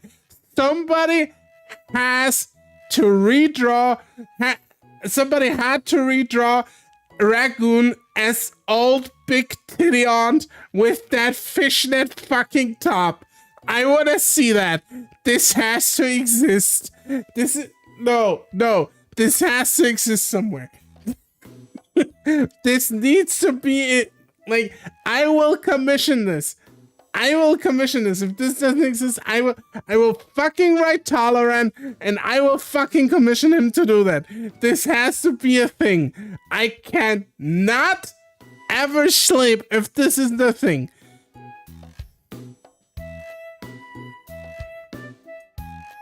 I need to save this.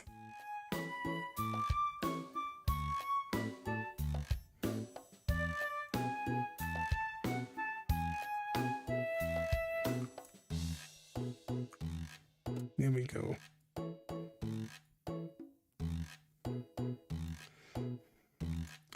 I made a screenshot of this. It's going to be a thing. I will find an artist and commission that. I will do that. This is no, this has to exist.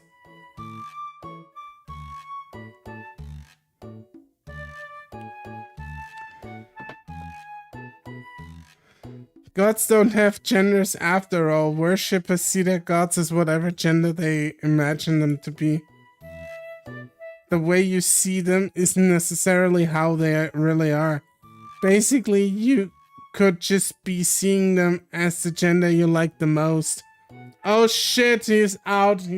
He's been outed by Dragon Daddy over here really hard. Dragon Daddy's like, yeah, the boy, you're gay as fuck. Like, you can't even hide it from me. Huh, what? I thought that I'd be seeing Beastmen just because they're animal god. That's normal, right? I guess different worshippers would perceive gods differently according to what they themselves believe. After all, I heard stories about Guayin being male or female, but I never thought their genders weren't actually a set thing.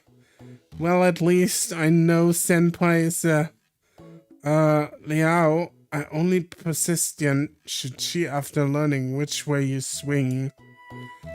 Gay or straight, everybody lost a boy with a baby face, right? What are you talking about, you jolly old aunt? However you go about it from the perspective of the Yaguai, it does kinda look like you're leading them on. Look that better could probably be taken as you wanting them to fight over you.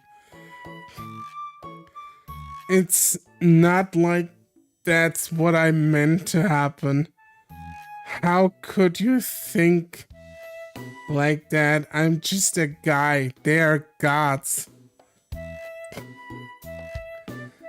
So you've never heard of men who've fallen in love with gods before? You must have been misinformed. Well, Liao, we are all living together after all. Senpai, please don't make it worse. I don't see your statement as correct at all. Us gods couldn't possibly have romantic feelings for Liao. All I wish for him is to ignore the other two and return home after graduation. A relationship is the furthest thing on my mind. I understand his words, but that doesn't make hearing them any better. Seriously, Liao? It happens all the time in my mythology games and anime. The conversation seems to be lost on Leopard, which is probably for the best. Alright, I should stop messing with you. It's fine, I know they don't feel that way. Well, except maybe for a little. Don't call me little. Alright then, Leopard Cat. But the rumors must be true. What they are, I had to come and see for myself. So, kiddo, do you really have no romantic feelings towards these cats? None at all? Really? At the very least. You're all so close to each other. I'd say whatever happens, you'll still make great companions. Great companions?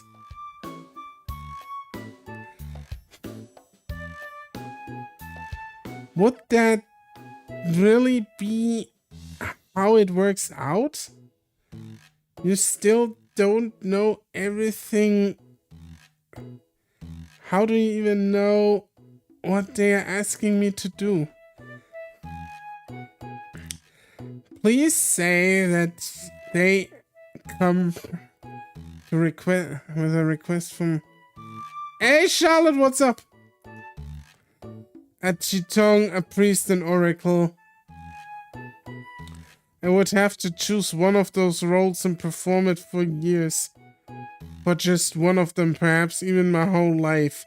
I can't just make a promise like that to them at all. So then, I guess you'll just have to promise that to the one you wish to be together with for life. Oh Jesus Christ, this is a hard commitment. We are going right into marriage territory right now. I'm doing good. How's my favorite orc in the whole wide world doing? I'm doing good. I'm doing good. I think I'm doing good.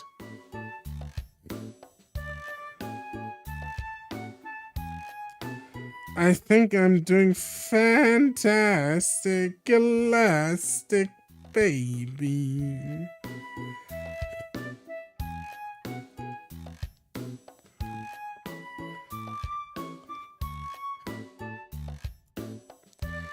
Why do you have to put it like that? Isn't that how it is? Whoever you choose will be your companion for life. As difficult of a decision to make, isn't it a bit disrespectful to the gods by having them follow you everywhere in anticipation? I never thought of it like that. You can't put off this decision forever. I'd say you should choose the companion you get along with best and stay together with them. It's not like that's an easy thing to choose. Not to mention, there's other things I want to do in my life. No matter what, the influence of the others will always change your path in life. Imagine if you had a relationship with another human. Wouldn't that change your life just the same? That doesn't make it any easier. Even if I refuse all three, it's none of your business.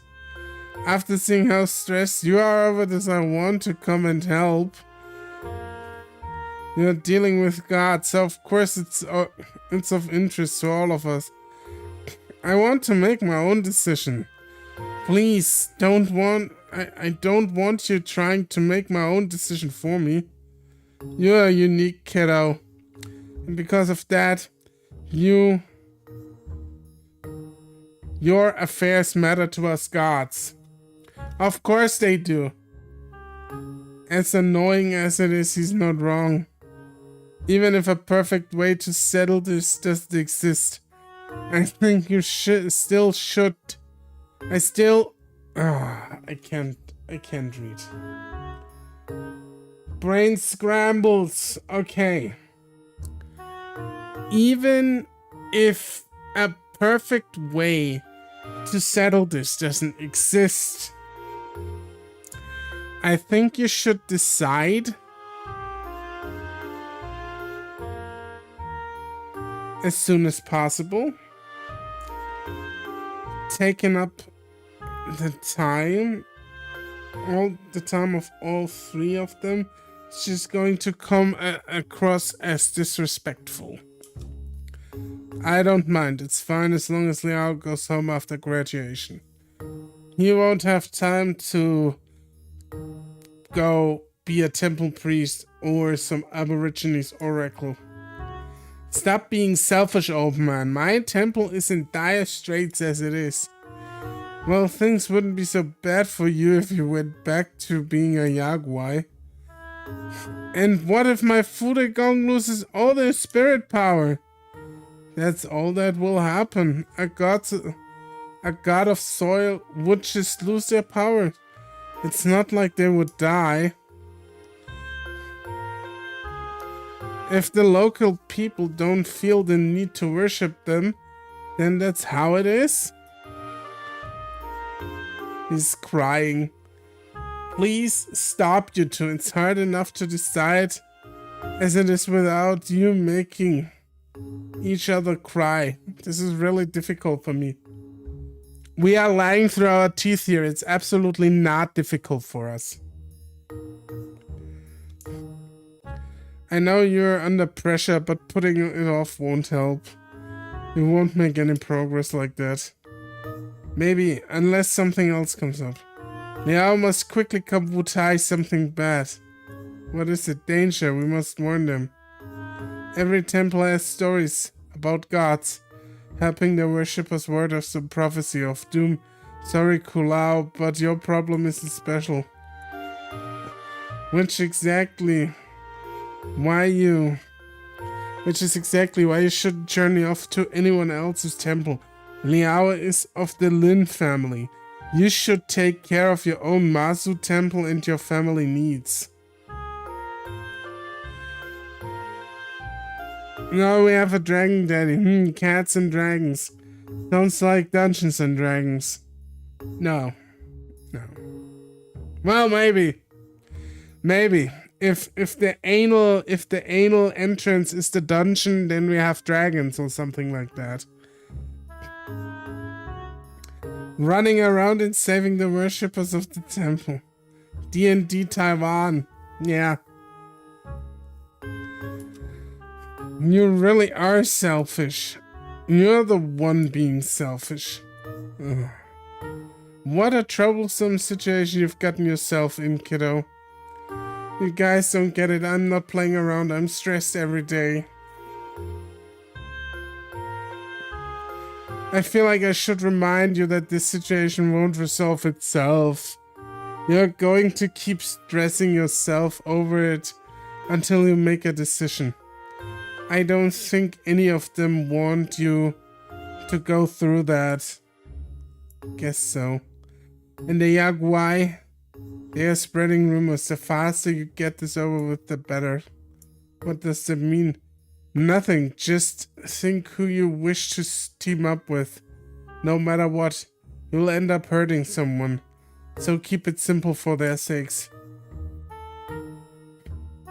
Why do you have to make it sound like I'm breaking up with someone? Because you can't keep your harem forever. Am I wrong? After all, their appearances are based on your preferences, not to mention the things they can help you with.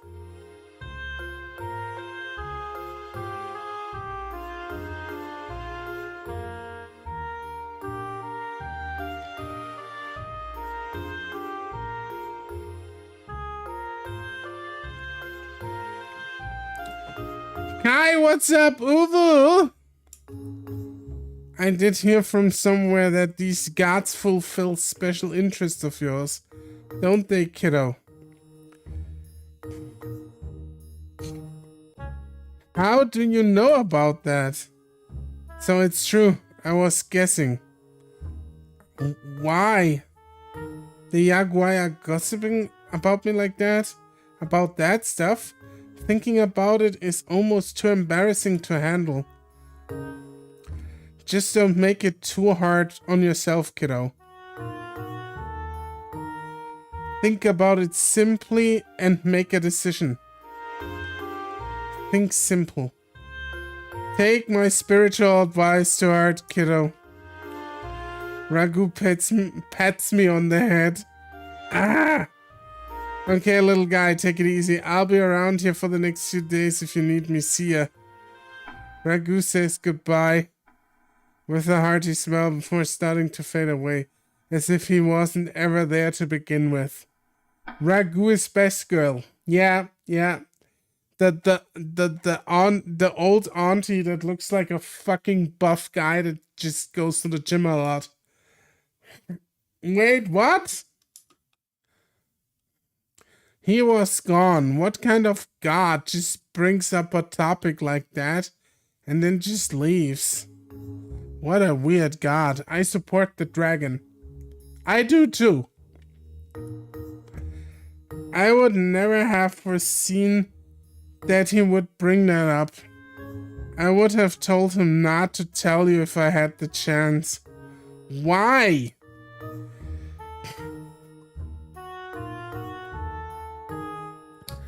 I'd have figured it wouldn't have made you uncomfortable. And I was most likely correct.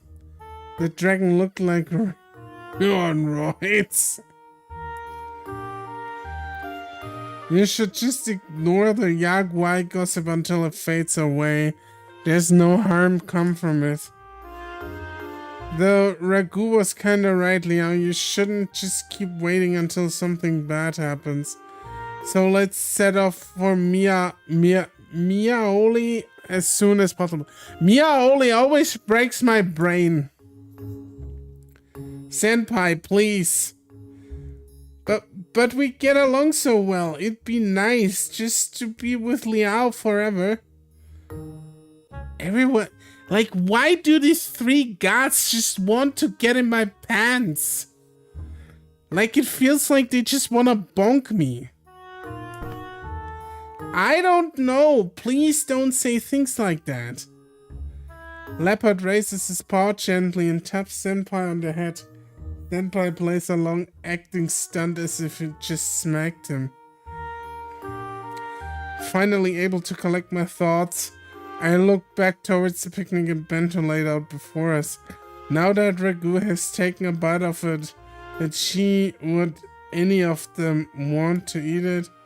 So, what do we do about the bento? All three of them remain silent. None of them wanted the bento anymore. That was kind of a weird move, but I should still eat my lunch. I didn't make it for myself after all. Smash and like Orc, guys. He's great and amazing. Jesus Christ. Kai. Besides how many orcs, you know, huh? Orcs. Orcs.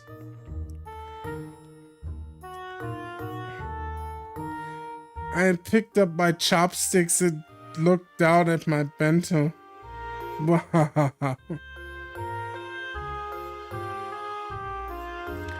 He's the best. Oh God, thank you. Thank you all.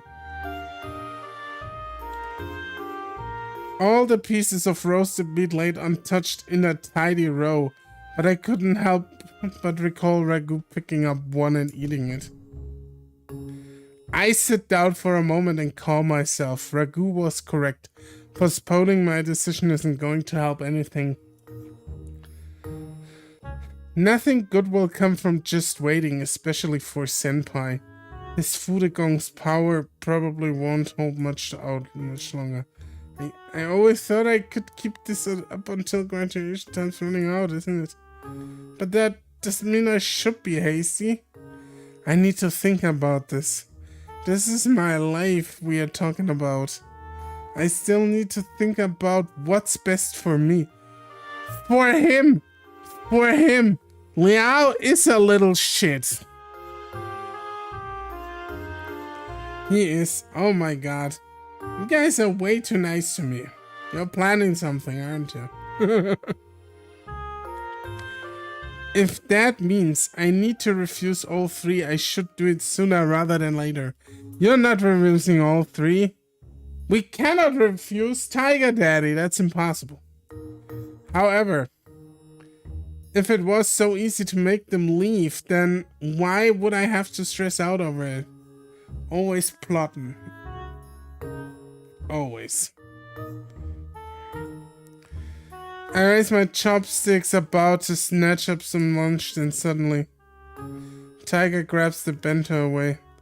Of course the real bento is on my lap, but now he's taking the chi out of it.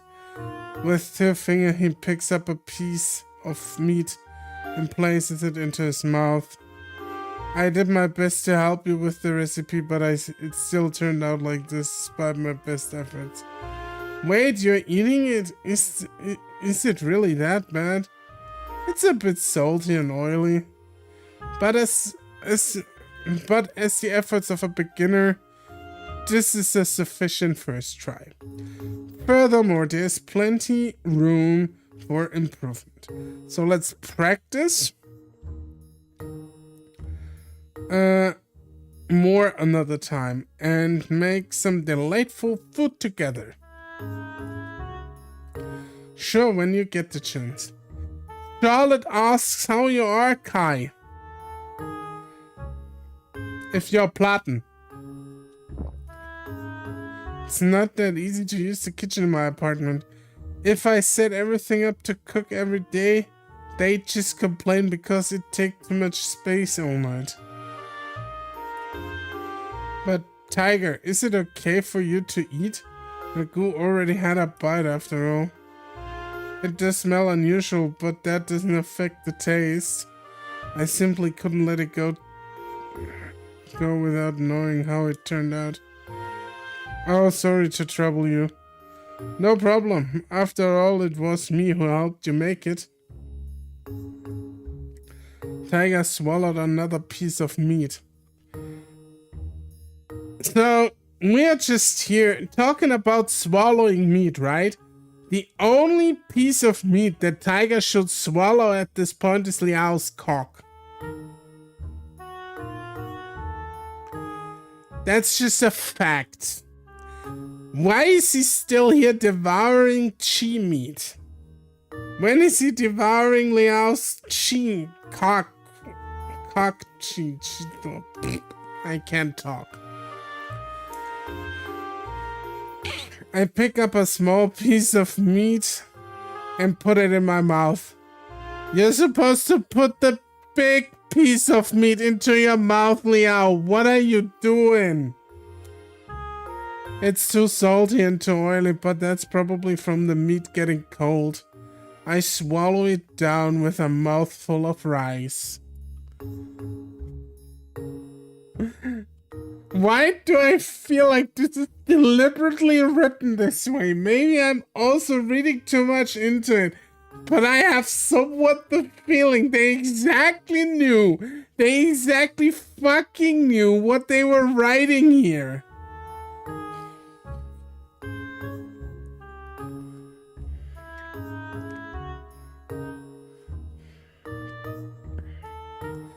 Orc shocks at the thought. Always. Moving on, I try the rest of the meal. I bet they did. The fried veggies taste a bit metallic and the The fried veggies taste a bit metallic and the tamagoyaki was soggy, but for some reason I didn't find it too bad, huh? Guess I like soggy tamagoyaki. Tiger and I sat together quietly eating our bento. Once we finish eating, I pack up the leftover rubbish. We have to keep the field clean after all. Senpai pulls out a bottle of juice and passes it to me. I take a swig and lay down against a rock under the tree, taking in the breezy scenery around me. Clouds had gathered over a distant mountain peak. creating fog in shades of white and gray. A thick haze obscures the lush forest underneath. Even though it is spring, cold air still blows through the mountains. I zip up my jacket and let myself relax a little. As I look up, I see some tongue flower petals drift down onto my shoulders. I brush them off, leaving them to fall on the picnic blanket below. Brilliant white petal. Snow forming around me. A petal at a time.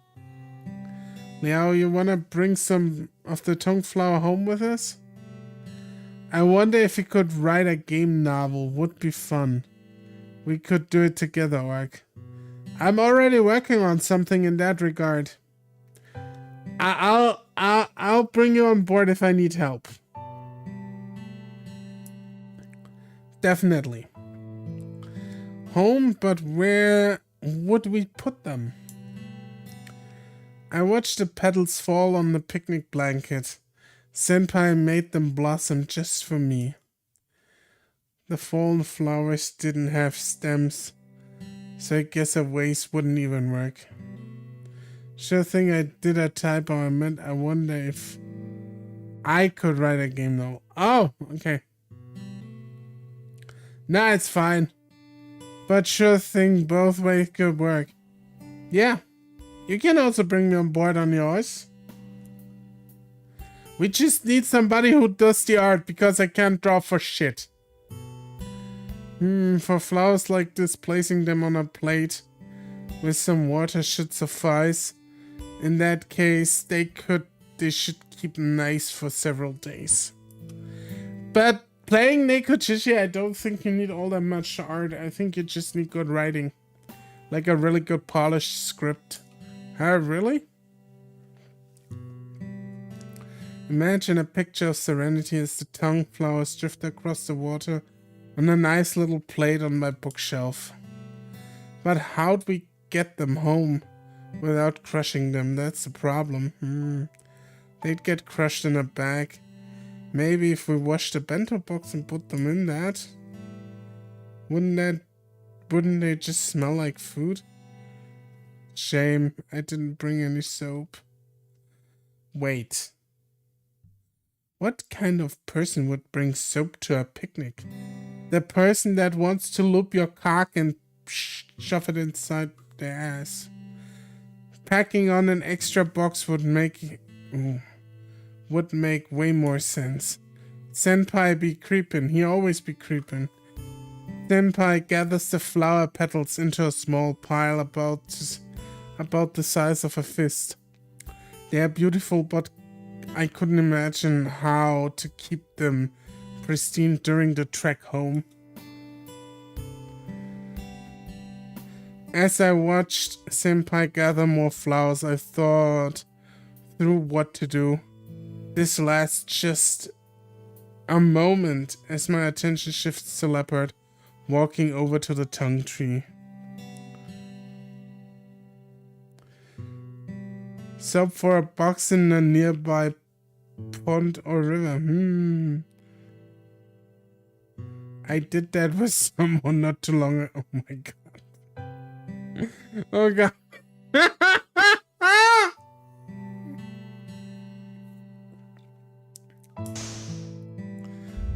Oh, that's beautiful art. Look at this. This is so cute. Look at this. This is cute.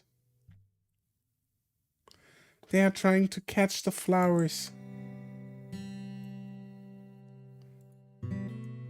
It's adorable.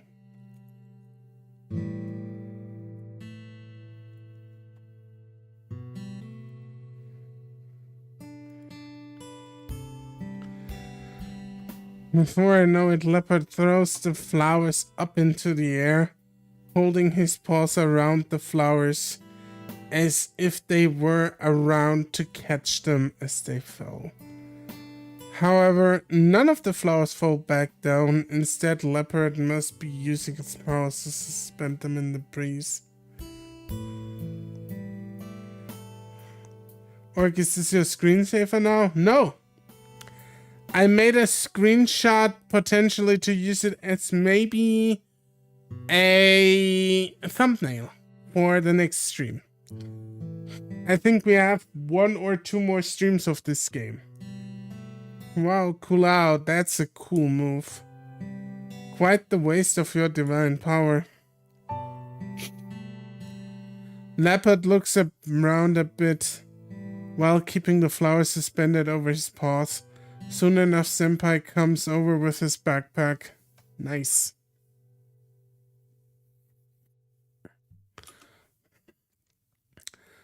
Kulao, can you keep the flowers floating around inside the bag? Yes. All the way down the mountain? Yes. Yay, 3 cheers for Kulao. Now we can take the flowers home thanks to him. Senpai dances happily around Leopard. It's nice to see. It's nice to be able to take the flower home and all, but does he really need to be so excited about it? Yeah, let him be. Liao is going to decorate the room with these blossoms. Guess so. And whenever you see the blossoms, you'll think of me. Why would I? Because I'm the one who thought to bring them to you.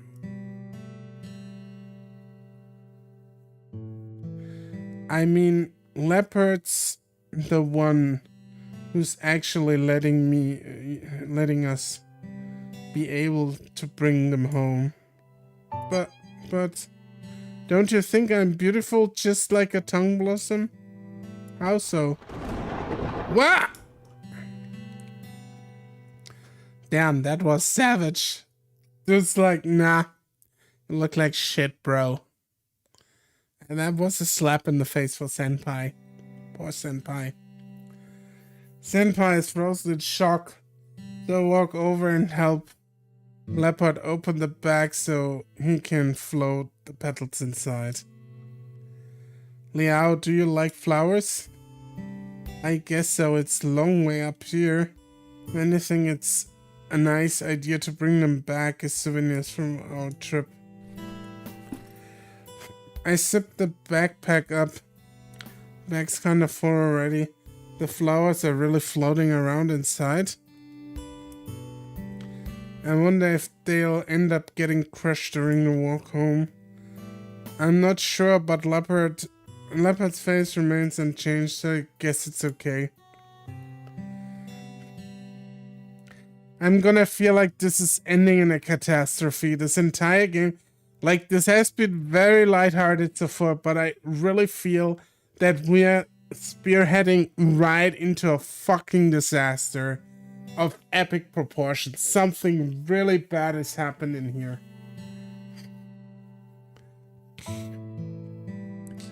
Well, now that we've got our souvenirs, we should head back, right? But it's still so early. Are there any more places to see? We could always try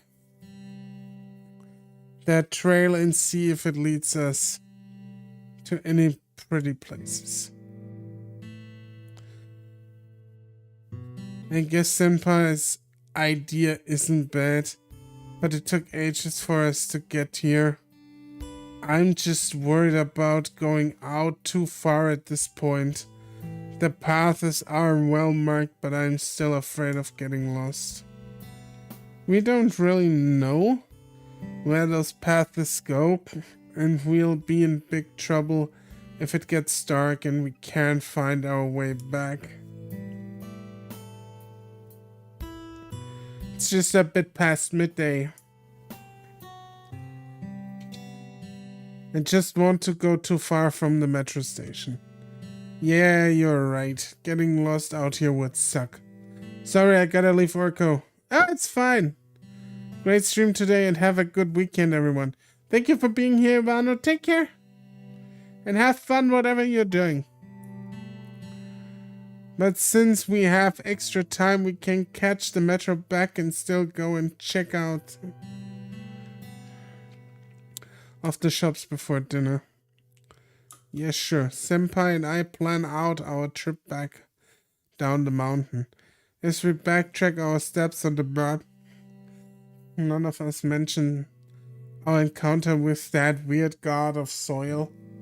I wonder if it was awkward for all of them too. Alright, everyone. Ready to head back to the station?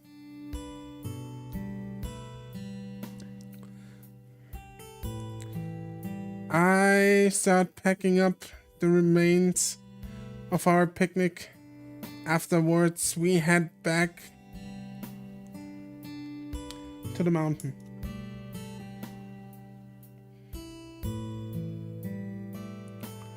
The pathways were narrow here, so we end up walking single file. Walking in a line doesn't make it easy to strike up conversation, but I guess all of us had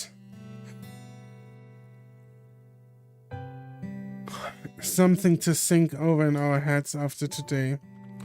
It really was a lot quieter than on the way up this morning, but words to start a nice conversation just couldn't come to me. Ragu, do other yakuai think that I'm just keeping those three around just to take advantage of them? Yes. I mean, I don't know any of these yakuai, so I couldn't care less what they think. That doesn't stop me from feeling annoyed over everything they think about me enough. But I do care about how those three feel. Do they think I'm just keeping them around because of selfish wish to have them all with me?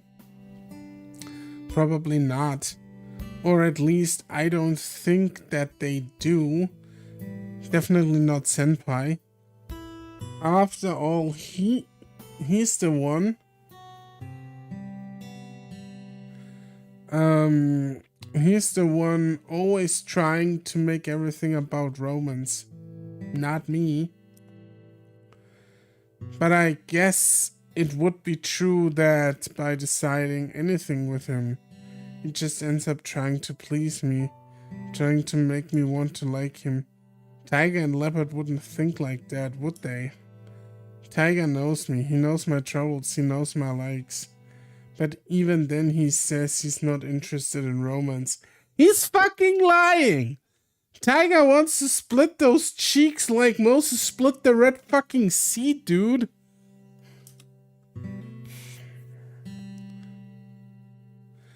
He just doesn't speak enough for me even to take a guess what he's thinking about. I really do hope he doesn't think I'm using him. I should ask him what he really thinks if I get a chance. I look around towards the three of them, walking single file down this narrow and winding mountain path. Some distance separates each of us. Would this be a good time to ask them? But how am I going to do that? It's embarrassing. But I've got to just suck it up and go for it.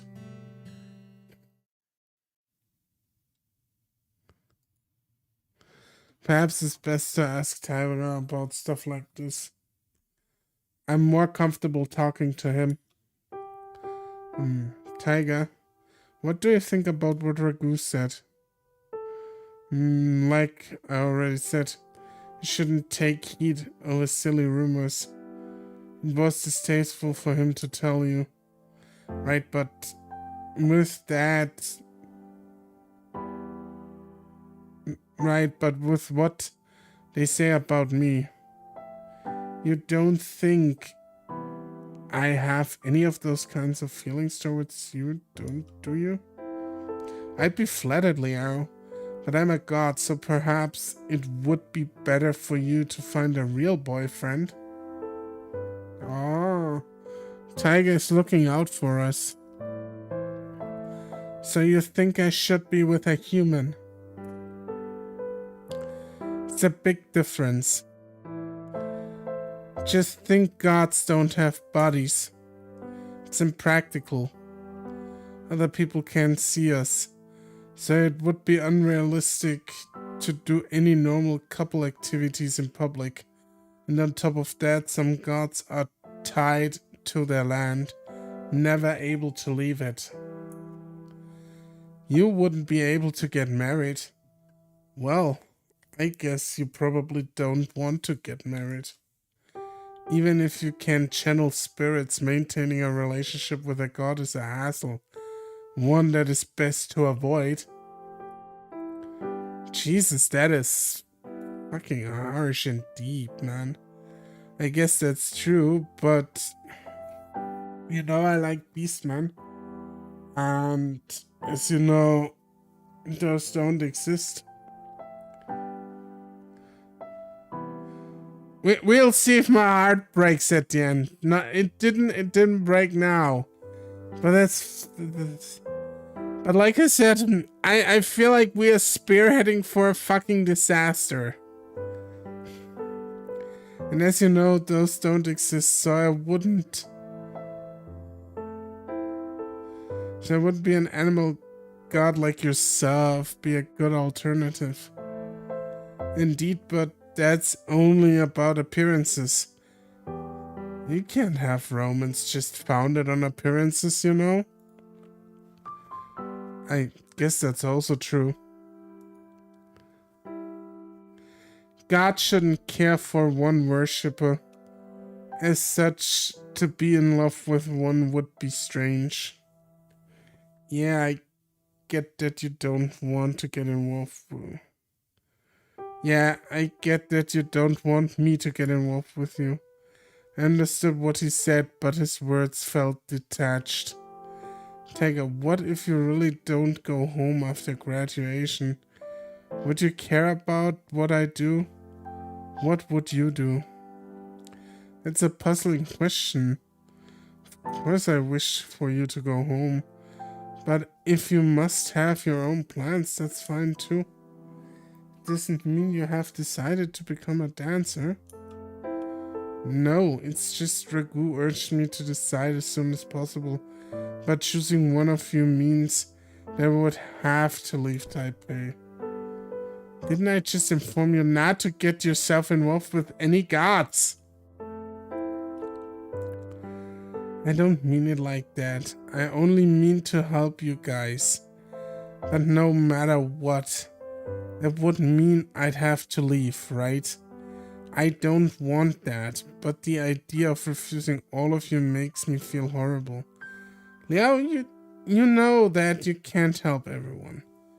If you really want to help people, you should help your family and your temple first. There are many worshippers. You need you there. But Tiger, I don't know if I should say this. What do you intend to say? The last time I was there, everyone back home seemed to be actually doing well. All they pray for is wealth, love, and peace. For the most part, everyone's happy. The Yaguai don't cause trouble, and everyone's big problems are just a part of everyday life. Honestly, from the sounds of it, the Aboriginal people of Rukai tribe are the ones who would really need my help. Stop joking around. His words are vague and incomprehensible. Don't believe everything you hear. You don't know their situation, really. Hey, what's going on? Nothing. Really, it doesn't feel like nothing. Is everything okay? Yes, it's nothing, really. Liao, don't take what he says too hard. The old man's bullying you, just let me know. I would never bully Liao. Really, with all that yelling? What else could it be? I just... Okay, I didn't mean to interrupt you guys. Just try to keep it nice. The two of them walk down the track ahead of us. Tiger waits until they are out of earshot before continuing. Now, all I said is but the surface of their problems. I do not believe you should promise anything until you know what they truly want. I'd have to go there to see for myself. Liao, do you really not wish to come home? It's not like that, I just...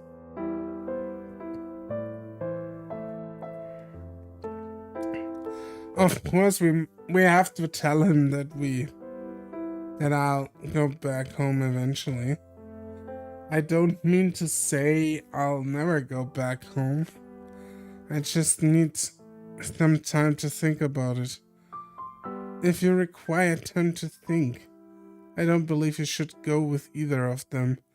Who's to say when you'll ever be able to return? I don't know.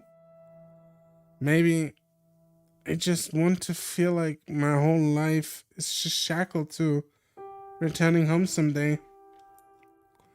So, you wish to stay for a while? Yeah.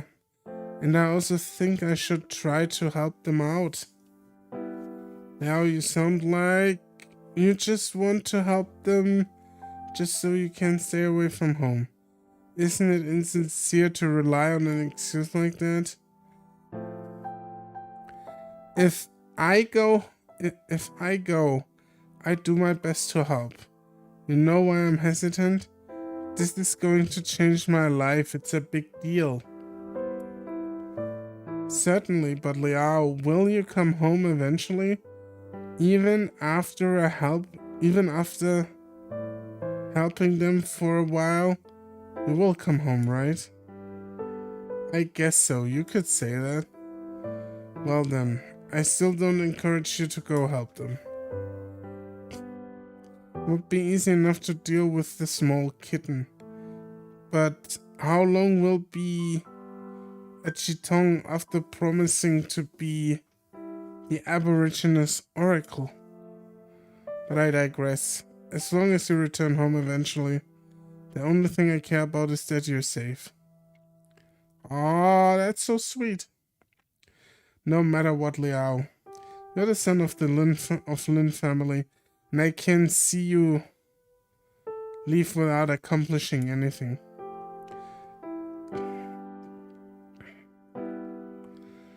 Their troubles are not your troubles. You don't need to provide them any service, and especially not giving your life to their cause. What if I said that I wanted to help them? Then I'd have to let you.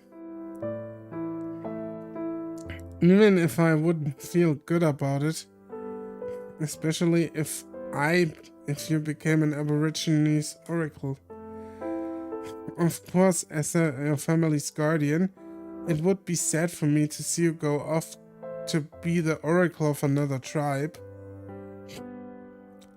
At least, try to thoroughly consider all options before making any promises. I know, trust me. I won't make any rash decisions. That's a good boy. Tiger pets me on the head. I don't know why, but this time it feels less reassuring than usual. Woo! Emotional moment right there. We continued down the mountain trail together in silence.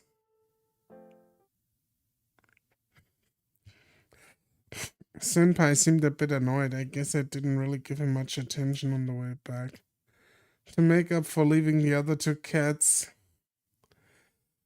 to walk down the mountain in silence, I ended up getting them some treats. A hot dog for Senpai and some tea-flavored ice cream for Leopard. Leopard was completely perplexed by ice cream until Senpai bought another one, showing him how to eat it. It was really lovely of him, but Tiger just sat off to the side, watching us enjoy ourselves. I didn't know what to say, neither did he join or make any attempts to stop us. For the rest of the night, Senpai and Leopard had fun while pulling me around to various shops, before finally headed home. We headed home. Oh man.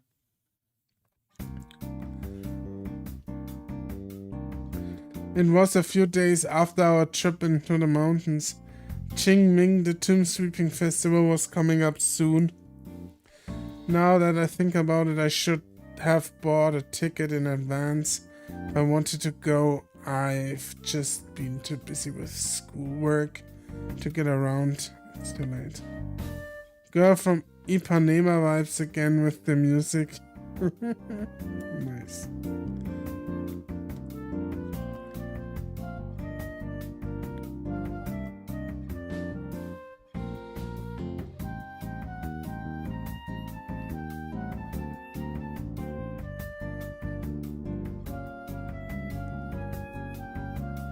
All right.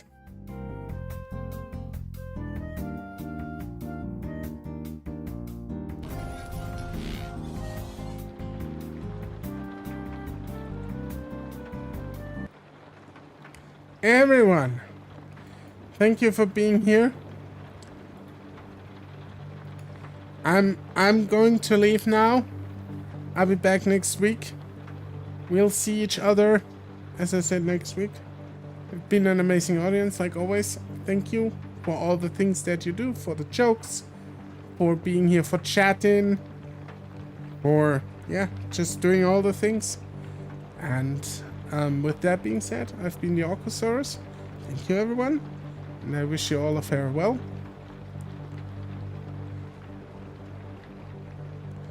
Okay, have a good week of work. Love you too, Charlotte. Take care. And thank you. Bye-bye.